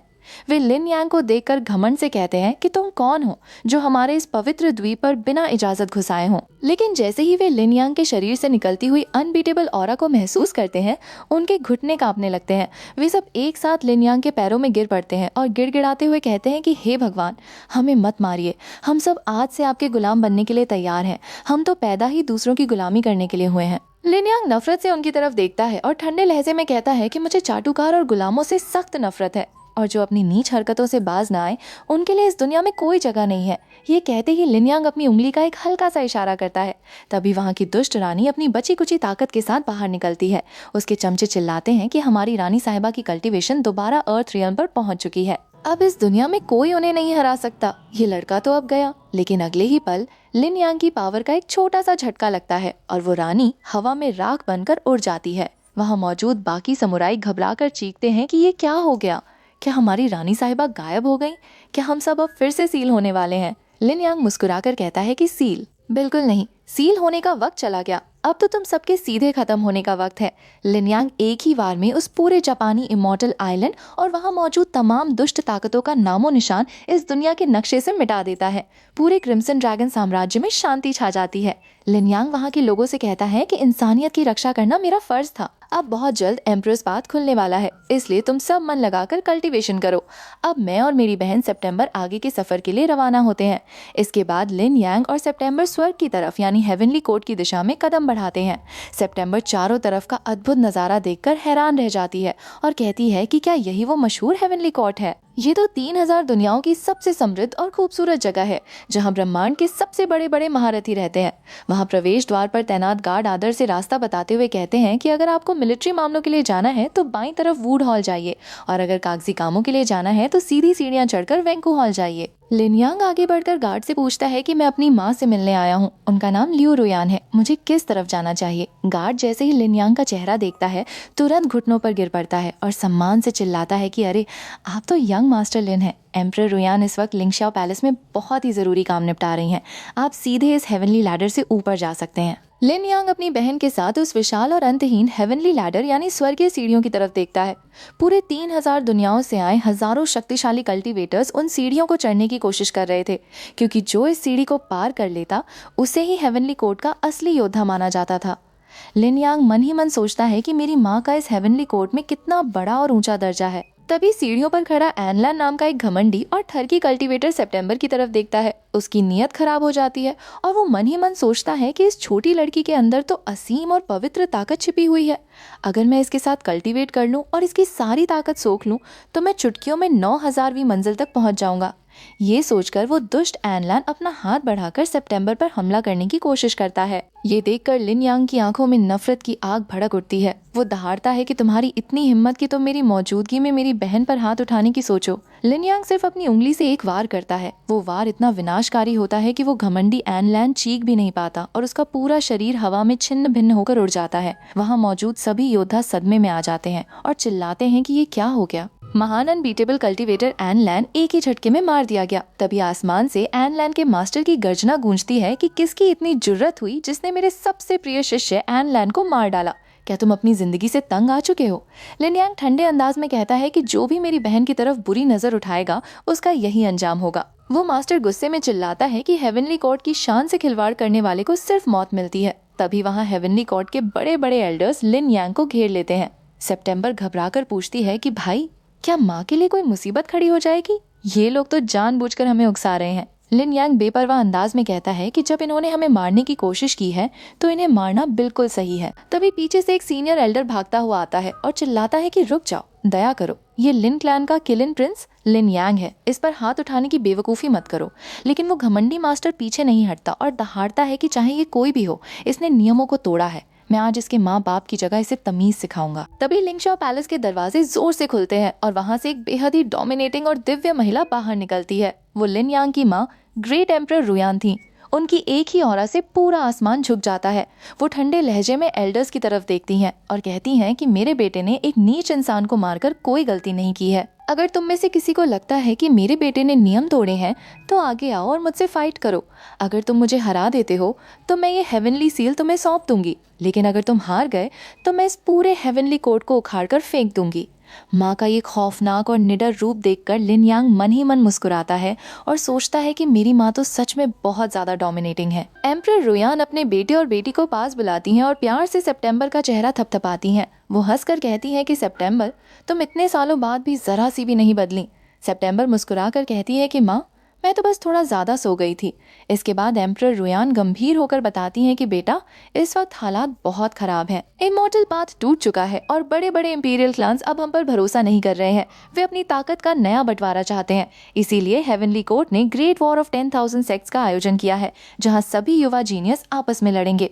माँ लिन यांग की तरफ देखती हैं और कहती हैं कि बेटा, मैं चाहती हूँ कि तुम इस महायुद्ध के चीफ एग्जामिनर यानी मुख्य निर्णायक बनो। लिन यांग पहले तो थोड़ा झिझकता है, लेकिन अपनी माँ की मदद करने के लिए मुस्कुराकर तैयार हो जाता है। अगले दिन फाइटिंग एरिना में हजारों संप्रदायों के लोग जमा हो जाते हैं। नियम का ऐलान किया जाता है कि यह युद्ध केवल 1000 साल से कम उम्र के युवाओं के लिए है। कई बड़े संप्रदायों के लीडर्स इसका विरोध करते हैं कि उनके योद्धा 2000 साल के हैं, लेकिन नियमों में कोई बदलाव नहीं किया जाता। लिन यांग चीफ एग्जामिनर के रूप में स्टेज पर बैठता है। युद्ध शुरू होता है। इसी बीच सितंबर मैदान में उतरती है। सामने से एक खौफनाक डेमन गॉड का पॉजेस किया हुआ फाइटर सितंबर पर अचानक जानलेवा हमला कर देता है। वो नीचता से हंसता है कि इस नन्ही लड़की की पवित्र ताकत अब मेरी होगी। ये देखकर लिन यांग अपनी सीट से उठता है और सिर्फ एक जोरदार दहाड़ मारता है। उसकी वो दहाड़ इतनी भयानक होती है कि वो प्राचीन डेमन गॉड हवा में ही फटकर राख बन जाता है। पूरा एरिना सन्नाटे में डूब जाता है। वहाँ खड़े बड़े बड़े सेक्ट लीडर्स कांपने लगते हैं। तभी गुडाओ सेक्ट का यंग मास्टर हन श्यानली मैदान में आता है। वो घमंड से अपनी पूरी छिपी हुई ताकत दिखाता है और चिल्लाता है कि मेरी गुडाओ सेक्ट ने सालों तक अपनी ताकत को छिपा कर रखा है और आज हम इस पूरी दुनिया पर कब्जा करेंगे। ये 10,000 सेक्ट्स वॉर हमारे लिए सिर्फ एक शुरुआत है। वो घमंडी योद्धा अपनी दिव्य तलवार निकालकर लिन यांग की तरफ इशारा करता है और दहाड़ता है कि लिन यांग, तुम चाहे जितने बड़े जीनियस हो, आज मेरी तलवार के सामने तुम्हें झुकना ही होगा। हम इस हेवनली कोर्ट का तख्ता पलट कर देंगे। लिन यांग अपनी जगह पर बहुत ही शांत बैठा रहता है। उसके पिता भी वहाँ मुस्कुराते हुए आ जाते हैं। लिन यांग अपने पिता से हंसकर पूछता है कि पिताजी, आप माँ से मिलने का बहाना बनाकर यहाँ लड़ाई देखने आ गए ना? उसके पिता शर्माते हुए कहते हैं कि अरे नहीं बेटा, ये तो तेरी माँ और मेरी पहले से बात हुई थी। तभी वो गुडाओ सेक्ट का लीडर गुस्से में चिल्लाता है कि तुम बाप बेटा मेरी मौजूदगी में आपस में गप्पे मार रहे हो। क्या तुम्हें मेरी ताकत का जरा सा भी डर नहीं है? लिन यांग एक ठंडी सांस लेता है। वो अपनी उंगली से एक हल्का सा इशारा करता है। पल भर में आसमान से एक ऐसी असीम और विनाशकारी पावर गिरती है जो सीधे उस गुडाओ सेक्ट के लीडर और उसके तमाम घमंडी योद्धाओं को एक ही झटके में कुचल कर रख देती है। जो जीडाओ एम्परर अपनी दूसरी जिंदगी जी रहा था, वो भी लिन यांग के एक ही हल्के वार से हमेशा के लिए खत्म हो जाता है। पूरे एरिना में सन्नाटा छा जाता है। बचे हुए गद्दार योद्धा घुटनों पर गिरकर रोने लगते हैं कि हुजूर, हमें माफ कर दीजिए। हम अपनी हार मानते हैं और आपके लिन क्लैन के वफादार गुलाम बनने के लिए तैयार हैं। लिन यांग ठंडे लहजे में कहता है कि हमारे पवित्र पहाड़ों को अभी भी कुछ पहरेदार जानवरों की जरूरत है। क्या तुम सब वहाँ जाने के लिए तैयार हो? वे सब कांपते हुए अपनी सहमति दे देते हैं। युद्ध समाप्त होता है और लिन यांग की जीत का डंका पूरे ब्रह्मांड में बज उठता है। लिन यांग मुस्कुराते हुए अपने पिता और बहन के साथ माँ के महल की तरफ लौटता है। वो मन ही मन सोचता है कि अब इस थका देने वाली लड़ाई के बाद मैं वापस जाकर एक लंबी और सुकून भरी नींद लूंगा, क्योंकि कड़ी मेहनत से कल्टीवेशन करना तो बहुत धीमा रास्ता है। असली ब्रेक थ्रू तो चैन से सोने और रिलैक्स करने में ही मिलता है। इसी के साथ लिन यांग की ये अद्भुत यात्रा नए रेल्म और असीम ताकतों के साथ आगे बढ़ती रहती है, जहां उसकी ऑरा के सामने पूरी दुनिया नतमस्तक हो चुकी थी। अब हम अगले सीन में देखते हैं कि रुयान अपने पति क्लैन लीडर लिन से कहती है कि अब बहुत हो चुका, अब तुम्हें मेरे साथ वापस कबीले में चलना होगा। इस पर क्लैन लीडर लिन थोड़ा मुस्कुराते हुए कहते हैं कि अरे रुयान, तुम इतनी घबरा क्यों रही हो? मुझे इस 10,000 सेक्स कंपटीशन के खत्म होने के बाद तुम्हारे साथ वापस जाने का पूरा समय मिलेगा, इसलिए तुम मुझे टालने के लिए पीठ दर्द या पैरों में कमजोरी जैसे बेतुके बहाने मत बनाओ। मैं पिछले 10 सालों से रिकूपरेट कर रहा हूँ और अब मेरी सेहत पूरी तरह से ठीक है। चलो अब बिना किसी देरी के तुरंत निकलते हैं। हमारे माता पिता का रिश्ता कितना शानदार था, लेकिन हम दोनों भी लंबे समय से एक ही जगह बंद हैं। अब वक्त आ गया है कि हम भी अपने कबीले में वापस लौटें। लेकिन तभी अचानक हवा का मिजाज बदलने लगता है और वातावरण में एक अजीब सी हलचल महसूस होने लगती है। लिन यांग तुरंत भांप लेता है कि कुछ बहुत बड़ा और खतरनाक घटने वाला है। वो सतर्क होते हुए कहता है कि अरे नहीं, कुछ बहुत ही बुरा होने वाला है। तभी वहाँ हवा को चीरती हुई एक बेहद भयानक और खौफनाक हंसी गूंजती है। नेदरवर्ल्ड घोस्ट क्राई की खौफनाक आवाज चारों तरफ गूंजने लगती है कि नेदरवर्ल्ड घोस्ट एम्परर, तुम भी क्या याद रखोगे? तुम कभी डेमोनिक पाथ के सबसे बड़े जुआरी हुआ करते थे, लेकिन देखो तो सही, आज तुम किसी के गुलाम बनकर रह गए हो। तुम्हारी ये हालत देखकर मुझे तुम पर तरस आ रहा है। तुम तो आज मुझसे भी ज्यादा बदसूरत और लाचार नजर आ रहे हो। ये सुनकर नेदरवर्ल्ड घोस्ट एम्परर गुस्से से तिलमिला उठता है और चिल्लाता है कि लाचार कौन है बेवकूफ इंसान? मैं तो डेमोनिक पाथ में सिर्फ इसलिए आया था क्योंकि मैं तुम्हारा आदर करता था, लेकिन तुम तो किसी और के चमचे बन चुके हो। धिक्कार है तुम पर, तुम तो एक नंबर के यांत्रे निकले। तभी वो दुष्ट हमलावर लिन यांग की शिष्या की तरफ घूरते हुए कहता है कि छोटी लड़की, तुम थोड़ी देर और हवा में उड़ लो। जैसे ही तुम्हारी ये प्रोटेक्टिव गोल्डन लाइट खत्म होगी, मैं सबसे पहले तुम्हें ही जिंदा चबा जाऊंगा। वो मासूम बच्ची डरने के बजाय अपने आइडल यानी अपने मास्टर लिन यांग की तरफ देखती है और कहती है कि आइडल ही आपकी पसंद थी, इसलिए मुझे आप पर पूरा भरोसा है। वो लड़की अपने मास्टर पर अटूट विश्वास जताते हुए कहती है कि मास्टर, मुझे पता है कि आप बेहद अलूफ हैं। शायद आप मुझे बचाने खुद ना आए, लेकिन अगर आप यहाँ होते तो मुझे किसी का डर नहीं होता। मैं हमेशा आपके साथ रहना चाहती हूँ। तभी सामने खड़ा खौफनाक राक्षस चिल्लाता है कि तुम कौन होते हो मेरे रास्ते में आने वाले? वो असीम आसमान के पार से अपनी खौफनाक नजरें टिकाता है, लेकिन तभी उसे ऐसा एहसास होता है जैसे उसकी पीठ को कोई क्रूरता से चीर रहा हो। वो दर्द से चीखता है और तभी लिन यांग की अजय उपस्थिति वहाँ दर्ज होती है। उसकी शिष्या खुशी से झूम उठती है और कहती है कि मास्टर, तो आखिरकार आप आ ही गए। लिन यांग उस राक्षस की तरफ बेहद हकारत भरी नजरों से देखता है और बहुत ही शांत लेकिन बर्फीले स्वर में कहता है कि खुद को मार डालो। तुम देखने में बेहद बदसूरत हो। तुम्हें अपने हाथों से मारना मेरे हाथों को गंदा करने जैसा होगा। वो प्राचीन राक्षस हैरान होकर चिल्लाता है कि क्या मैं लाखों सालों से जिंदा हूँ और मैंने आज तक ऐसा भद्दा मजाक नहीं सुना। तुम जैसे मामूली इंसान की इतनी हिम्मत कि मुझे खुदकुशी करने को कहो। तुम मुझे कैसे मार सकते हो? लेकिन लिन यांग की एक ही ठंडी नजर और उसकी उंगली का एक हल्का सा इशारा उस प्राचीन राक्षस के वजूद को पलक झपकाते ही हवा में भस्म कर देता है। लिन यांग अपनी शिष्या की तरफ देखता है और मुस्कुराते हुए कहता है कि तुम्हारी ट्रेनिंग बुरी नहीं रही। तुमने इतने कम समय में खुद को रिफाइन करके एक संत का दर्जा हासिल कर लिया है। तभी नेदरवर्ल्ड घोस्ट एम्परर लिन यांग के सामने झुक जाता है और शर्मिंदगी से कहता है कि मास्टर, ये सेवक नाकारा साबित हुआ। मैं यंग मिस की रक्षा करने में नाकाम रहा। लिन यांग उसे तसल्ली देते हुए कहता है कि तुमने अपनी तरफ से पूरी कोशिश की। तुम्हारे गुण और दोष बराबर हैं। मैं तुम्हारी इस वफादारी से खुश होकर तुम्हें एक वास्ट ओशन सेंट पिल प्रदान करता हूँ। ये सुनकर नेदरवर्ल्ड घोस्ट एम्परर की आंखें फटी की फटी रह जाती हैं। वो अत्यधिक भावुक होकर कहता है कि अरे वाह मास्टर, मैं आपकी इस असीम कृपा का कर्ज कैसे चुकाऊंगा? लिन यांग हंसते हुए कहता है कि ठीक है, तुम 10 लाख साल से भी ज्यादा पुराने हो। जरा अपने चेहरे के एक्सप्रेशंस पर काबू रखो। अगर मेरा मूड आगे भी अच्छा रहा तो तुम्हें ऐसी 10 पिल्स और दे दूंगा। ये सुनकर नेदरवर्ल्ड घोस्ट एम्परर मन ही मन उछल पड़ता है कि आखिरकार मैंने सेंट वेनरेबल के नॉर्थ लेवल पर ब्रेक थ्रू कर ही लिया। अब मुझे किसी एक्सट्रीम डाओ एम्परर या डिमोनिक डाओ लीडर बनने की क्या जरूरत है? जब लिन यांग जैसे महान मास्टर का सेवक बनने में ही असली अमरता है तो मुझे किसी और रास्ते पर जाने की कोई इच्छा नहीं है। तभी लिन यांग हवा में तैरते हुए एक अजीब से नक्शे को देखता है और कहता है कि ये किस तरह का ट्रेजर मैप है, इसे लो और इससे थोड़ा खेलो। तभी पास खड़ा साथी तुरंत संदेश भेजता है कि यंग मास्टर खजाने का रहस्य सामने आ चुका है। लेकिन तभी पीछे से कुछ घमंडी और लालची योद्धा दौड़ते हुए आते हैं और चिल्लाते हैं कि रुको, ये गुफा मेरे पूर्वजों द्वारा छोड़ी गई एक प्राचीन विरासत है। इसके अंदर मौजूद सारा खजाना मेरा है। तुम लोग बस एक कदम देर से आए हो और तुमने मेरे पूर्वजों की संपत्ति लूट ली। तुम सब मरने के लायक हो। लिन यांग उनकी बात सुनकर अपना सिर पकड़ लेता है और मुस्कुराते हुए कहता है कि अगर तुम्हें डाका डालना ही है तो सीधे सीधे कहो ना। ये पूर्वजों वाला बेतुका बहाना बनाने की क्या जरूरत है? तुम सबके सब एक नंबर के बेवकूफ हो। तभी उन योद्धाओं का लीडर घमंड में आकर कहता है कि अब अगर तुम अपनी जान बचाना चाहते हो तो इस ये नाम के बंदे को जान से मार डालो, तब मैं तुम्हें बड़ी मुश्किल से अपना गुलाम स्वीकार करूंगा। लिन यांग के साथ ही ये सब देखकर हंसने लगते हैं और कहते हैं कि मास्टर, ये लोग कितने मूर्खतापूर्ण नाटक कर रहे हैं। लगता है ये जनजात मंदबुद्धि हैं। तभी वे लालची योद्धा अपनी पूरी ताकत से हमला करते हुए चिल्लाते हैं कि होली बॉडी हो या नेदरवर्ल्ड घोस्ट क्राई, तुम सब के सब आज यहीं मारे जाओगे। लेकिन लिन यांग बस अपनी उंगली का एक छोटा सा झटका देता है और एक भयानक ऑरा का विस्फोट होता है। वो घमंडी लीडर पलक झपकाते ही घुटनों पर गिर पड़ता है और खून की उल्टी करते हुए रोने लगता है कि मैं अंधा था जो आपकी महानता को नहीं पहचान सका। हुजूर, मेरी जान बख्श दीजिए। लिन यांग ठंडे स्वर में कहता है कि तुमने मेरे साथी को मारने की बात की थी, अब तुम्हारी कोई माफी नहीं। लिन यांग के एक ही इशारे से वे सभी घमंडी योद्धा हवा में राख बनकर उड़ जाते हैं। पास से गुजर रहे कुछ अन्य कबीलों के लोग ये भयानक मंजर देखकर खौफ से कांपने लगते हैं और कहते हैं कि बाप रे, ये तो बहुत डरावना है। हम तो बस यहाँ से गुजर रहे थे।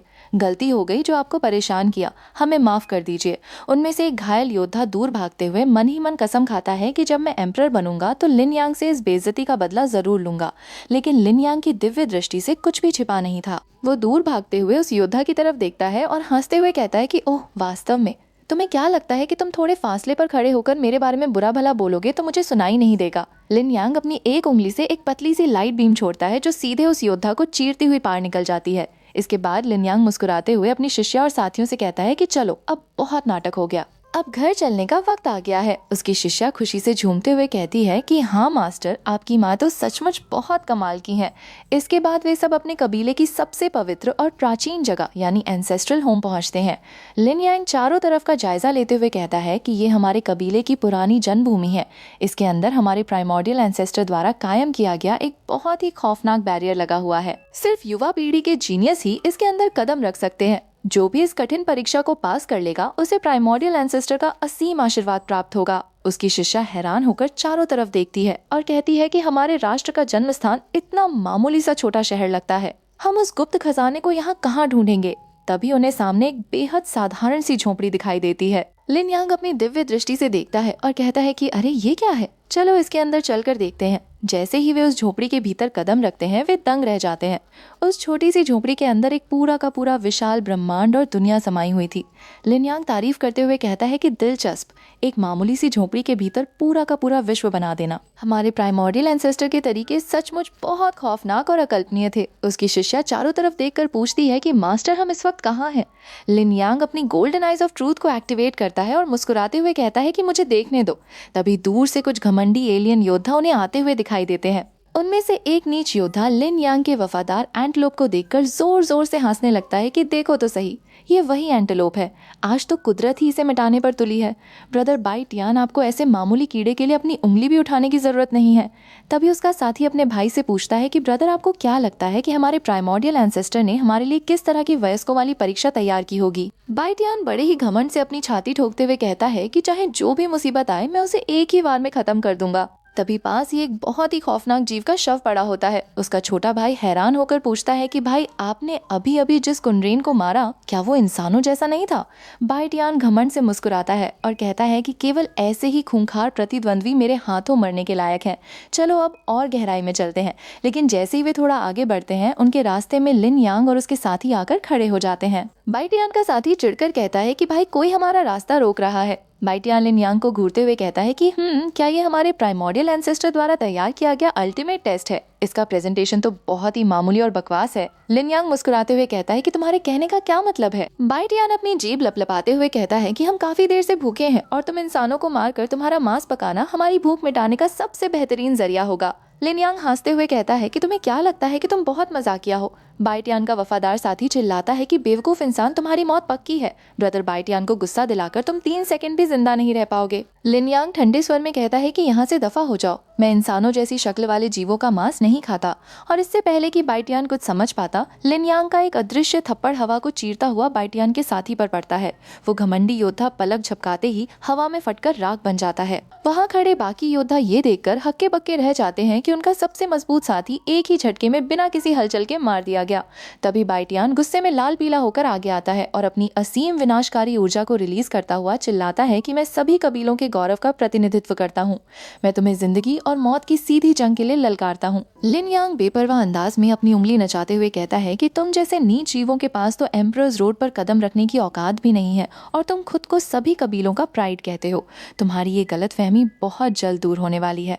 बाइटियान गुस्से में दहाड़ता है कि मेरी खौफनाक तकनीक का सामना करो, dragon without heavens deadly move. आसमान में काले बादलों का एक बवंडर बन जाता है और एक विशाल ड्रैगन लिन यांग की तरफ झपटता है। लेकिन लिन यांग बस अपनी हथेली को आगे बढ़ाता है और एक हल्की सी चुटकी बजाता है। वो खौफनाक ड्रैगन और बाइटियान का सारा हमला कांच की तरह चकनाचूर हो जाता है। लिन यांग अफसोस जताते हुए कहता है कि ओहो, ये तो बहुत बुरा हुआ। अगर तुम इस तरह अपनी ऊर्जा बिखेरोगे तो तुम्हारा मांस ढीला पड़ जाएगा और खाने में बिल्कुल स्वादिष्ट नहीं लगेगा। बाइटियान खौफ के मारे पीछे हटता है और चिल्लाता है कि ये नामुमकिन है। तुमने मेरे सबसे सबसे बड़े हमले को एक चुटकी में तोड़ दिया। लिन यांग अपने नौकर नेदरवर्ल्ड घोस्ट एम्परर से कहता है कि अब बहस करने का क्या फायदा, ये चींटी जैसी नस्ल तो वैसे भी खत्म होने वाली है। बड़ा सा पतीला निकालो और पानी उबालना शुरू करो, आज हम इस ड्रैगन का सूप बनाएंगे। पास खड़े दूसरे एलियन योद्धा ये खौफनाक दृश्य देखकर डर के मारे कांपने लगते हैं और बड़बड़ाते हैं कि ये इंसान तो राक्षस से भी ज्यादा खौफनाक है। इंसानों के सामने ही उनकी जाति के महान योद्धाओं को मारकर खाने की तैयारी कर रहा है। इसमें और किसी आदमखोर राक्षस में क्या फर्क रह गया है। लिन यांग पतीले में से पकते हुए मांस की खुशबू लेता है और दूर छिपे योद्धाओं की तरफ देखकर मुस्कुराते हुए कहता है कि क्या तुम लोगों को भी एक टुकड़ा चाहिए। वे योद्धा डर के मारे चीखने लगते हैं कि अरे नहीं, ये शैतान हमें भी नहीं छोड़ेगा। अगर ये हमें इज्जत नहीं दे सकता तो हम अपनी पूरी ताकत से इससे लड़ेंगे। लेकिन लिन यांग हवा में हाथ हिलाते हुए कहता है कि तुम लोग वहाँ झांकना बंद करो, इधर आओ और सब मिलकर खाओ। आज मैं तुम्हें अपनी तरफ से दावत देता हूँ। तभी उन गुप्त योद्धाओं में से एक बुजुर्ग आत्मा बाहर निकलती है और लिन यांग के पास मौजूद स्पिरिट एंटलोप को देखकर भावुक हो जाती है। वो कांपती हुई आवाज में पूछती है कि क्या आप हमारे स्पिरिट रेस के प्रोजेनेटर हैं। एंटलोप मुस्कुराते हुए सिर हिलाता है। वो बुजुर्ग आत्मा आगे बताती है कि मैं एंसेस्ट्रल विच रियम की उस दुनिया का स्पिरिट हूँ जिसे हमारे पूर्वज ने बनाया था। आप मुझे मिस्टर जीए कह सकते हैं। लिन यांग ध्यान से उनकी बात सुनता है। मिस्टर जीए एक बहुत ही खौफनाक और गुप्त रहस्य का खुलासा करते हुए कहते हैं कि यंग मास्टर लिन यांग जिन 3000 लोगों में हम इस वक्त रहते हैं वे असल में विशाल इमॉर्टल रियम के टूटे हुए छोटे छोटे टुकड़े मात्र हैं। मिस्टर जी आगे बताते हैं कि इमॉर्टल रियल्म और इन 3000 लोगों को जोड़ने वाला प्राचीन रहस्यमयी रास्ता जिसे लोग पार्ट टू इमॉर्टैलिटी कहते हैं वो बहुत जल्द दोबारा जीवित होने वाला है। उस रास्ते के आखिरी छोर पर मौजूद इमॉर्टल रूट को एक्टिवेट करके ही अमर लोक के दरवाजे पूरी तरह से खोले जा सकते हैं। लेकिन इमॉर्टल रियल में रहने वाले शक्तिशाली और घमंडी लोग कभी नहीं चाहेंगे कि हम निचले लोगों के लोग वापस वहां आए। इस बात की पूरी संभावना है कि वे हमें वापस आने से रोकने के लिए अपनी पूरी ताकत लगा देंगे। ये जमीनी जंग बेहद खतरनाक और संहारक होने वाली है। लिन यांग ये सुनकर बेपरवाह अंदाज में मुस्कुराता है और अपनी मुट्ठी भींचते हुए कहता है कि इससे कोई फर्क नहीं पड़ता कि अमर लोक से कितने शक्तिशाली योद्धा आते हैं। अगर वे हमारे रास्ते में आए तो हम उन सबका खात्मा कर देंगे। ये तो बस हमारे हाथ का एक छोटा सा इशारा करने जितनी बात है। इसके बाद लिन यांग अपने पिता क्लैन लीडर लिन और माँ रुयान को शीशे में देखते हुए पाता है। वो हंसते हुए कहता है कि पिताजी माताजी अब आईने में अपनी शक्ल देखना बंद कीजिए, घर चलने का वक्त हो गया है। लिन यांग अपनी बहन सितंबर की तरफ देखता है और कहता है कि सितंबर तुम इस गुप्त क्षेत्र में ही रुकोगी और मिस्टर जीए के साथ साधना करके अपनी ताकत को बढ़ाओगी। क्लैन लीडर लिन खुशी से अपनी मूंछों पर ताव देते हुए अपनी बेटी से कहते हैं कि हाँ बेटी, अब से तुम जितनी मर्जी चाहे सुस्ती दिखा सकती हो और खेल सकती हो। तुम्हारा बाप तुम्हारे काम में कोई दखल नहीं देगा। लो, ये 100 million top grade spirit stones कबीले का सबसे दुर्लभ अल्टीमेट मैजिक वेपन और ड्रैगन जर्की अपने साथ रख लो। सितंबर अपने पिता को इतने प्यार और मेहरबानी से चीजें देते हुए देखकर शक के दायरे में आ जाती है। वो अपनी आंखें छोटी करके पूछती हैं कि पिताजी, आप अचानक मुझ पर इतनी मेहरबानी क्यों लुटा रहे हैं? क्या आपको मुझसे कोई काम निकलवाना है? क्लैन लीडर लिन थोड़ा झिझकते हैं और धीरे से कहते हैं कि अगर तुम रास्ते में जा ही रही हो तो टियनयान सेक्ट की फेरी शुयुए से मेरे नाम पर एक बार मिल लेना। बहुत साल पहले जब मैं 8 डेसोलेशंस पर कब्जा करने के दौरान बुरी तरह घायल हो गया था और मौत के घाट उतरने वाला था, तब उन्होंने ही मेरी जान बचाई थी। मैं कसम खाकर कहता हूँ कि मेरे और उनके बीच बिल्कुल पाक साफ रिश्ता था। लेकिन इस बात का जिक्र अपनी माँ के सामने गलती से भी मत करना। लेकिन बदकिस्मती से रुयान पीछे ही खड़ी सब सुन रही होती हैं। क्लैन लीडर लिन जैसे ही पीछे मुड़ते हैं, उनकी पत्नी का गुस्से से लाल चेहरा सामने होता है। क्लैन लीडर लिन घबराकर हकलाने लगते हैं कि अरे पत्नी, मेरी बात सुनो, मैं सब साफ साफ समझा सकता हूँ। रुयान अपनी बाहें मोड़कर ठंडे स्वर में कहती हैं कि मेरे पास आज बहुत समय है, इसलिए जरा तसल्ली से एक एक बात साफ साफ समझाओ। क्लैन लीडर लिन पसीना पोंछते हुए इधर उधर देखते हैं। दूसरी तरफ लिन यांग अपनी यात्रा पर आगे बढ़ता है और एक बड़े शहर की सराय में विश्राम करने रुकता है। तभी सराय का वेटर आदर से लिन यांग को एक वीआईपी कमरा दिखाता है। लेकिन तभी कुछ घमंडी और रईस योद्धा सराय में घुसते हैं और वेटर को थप्पड़ मारते हुए चिल्लाते हैं कि ए वेटर, चाय ला और यहाँ से दफा हो जा। ये कमरा मेरे यंग मास्टर ने पहले से बुक कर रखा था। तुम्हारी ये हिम्मत कि जब मेरा मूड खराब हो तब तो मेरे रास्ते में आओ। लिन यांग शांति से चाय की चुस्की लेते हुए उन्हें देखता है। पास ही एक बेहद खूबसूरत खरगोश की प्रजाति वाली राक्षसी लड़की कांप रही होती है। वो मन ही मन सोचती है कि ये बंदा तो एक बेरहम कातिल है। अगर मैं किसी और शक्तिशाली इंसान की ऊर्जा सोख लेती तो मैं एक्सट्रीम यिन मून रैबिट में इवॉल्व हो जाती। लेकिन मुझे भी इसी जल्लाद के सामने आना था। अब इवॉल्व होना तो दूर, मैं इसकी गुलाम बन चुकी हूँ। तभी अमरलोक से आए कुछ घमंडी युवा योद्धा सराय में दाखिल होते हैं। वे चारों तरफ देखकर हंसते हैं कि निचले लोक की सराय इतनी शांत और घटिया क्यों है। लेकिन तभी उनकी नजर लिन यांग के पास बैठी उस यिन मून रैबिट लड़की पर पड़ती है। उनकी आंखें हवस और लालच से चमक उठती हैं। वे चिल्लाते हैं कि अरे वाह, शुद्ध खून वाली लचीली हड्डियों वाली यिन मून रैबिट। ये तो अमरलोक के बड़े बड़े दिग्गजों के लिए भी एक अनमोल खजाना है। उनमें से एक घमंडी योद्धा लिन यांग की तरफ एक सोने का सिक्का फेंकता है और हुक्म देता है कि ए लड़के, ये तेरे खाने का खर्चा है, और तेरे बगल में जो ये फीमेल डेमन बैठी है इसे मैंने खरीद लिया है, अब यहाँ से दफा हो जा। लिन यांग चाय का कप नीचे रखता है और ठंडे स्वर में कहता है कि अपनी बकवास बंद करो और दूर हटो। तभी उनके साथ आई एक समझदार और खूबसूरत योद्धा लड़की लिन लैन आगे आती है और अपने साथियों को रोकते हुए कहती है कि मूर्खों, जल्दबाजी मत करो। क्या तुम इस यंग मास्टर का ऑरा नहीं देख सकते? एंटलोप, तुम सचमुच एक एंटलोप हो जो ग्रेट डाओ के आशीर्वाद के साथ पैदा हुआ है। आज की इंसानी सभ्यता के नंबर 1 जीनियस के रूप में तुम बेहद खास हो। लेकिन उसके साथ आए घमंडी साथी हंसते हैं कि सिस्टर लिन लैन, आप इसकी बहुत ज्यादा तारीफ कर रही हैं।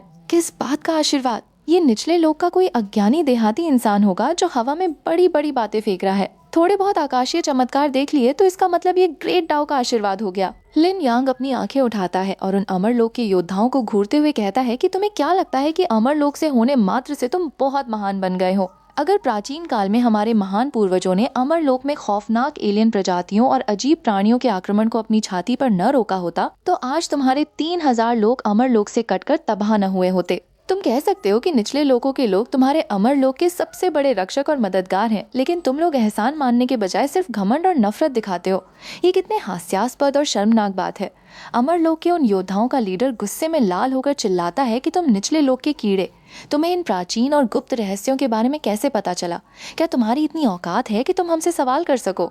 लिन यांग बिना कुछ बोले बस अपनी उंगली की एक हल्की सी किरण छोड़ता है। उस घमंडी लीडर का पूरा शरीर सराय के भीतर ही हवा में भस्म हो जाता है। यिन मून रैबिट खुशी से झूम उठती है और मन ही मन कहती है कि कितना बेखौफ, कितना सुकून देने वाला पल है।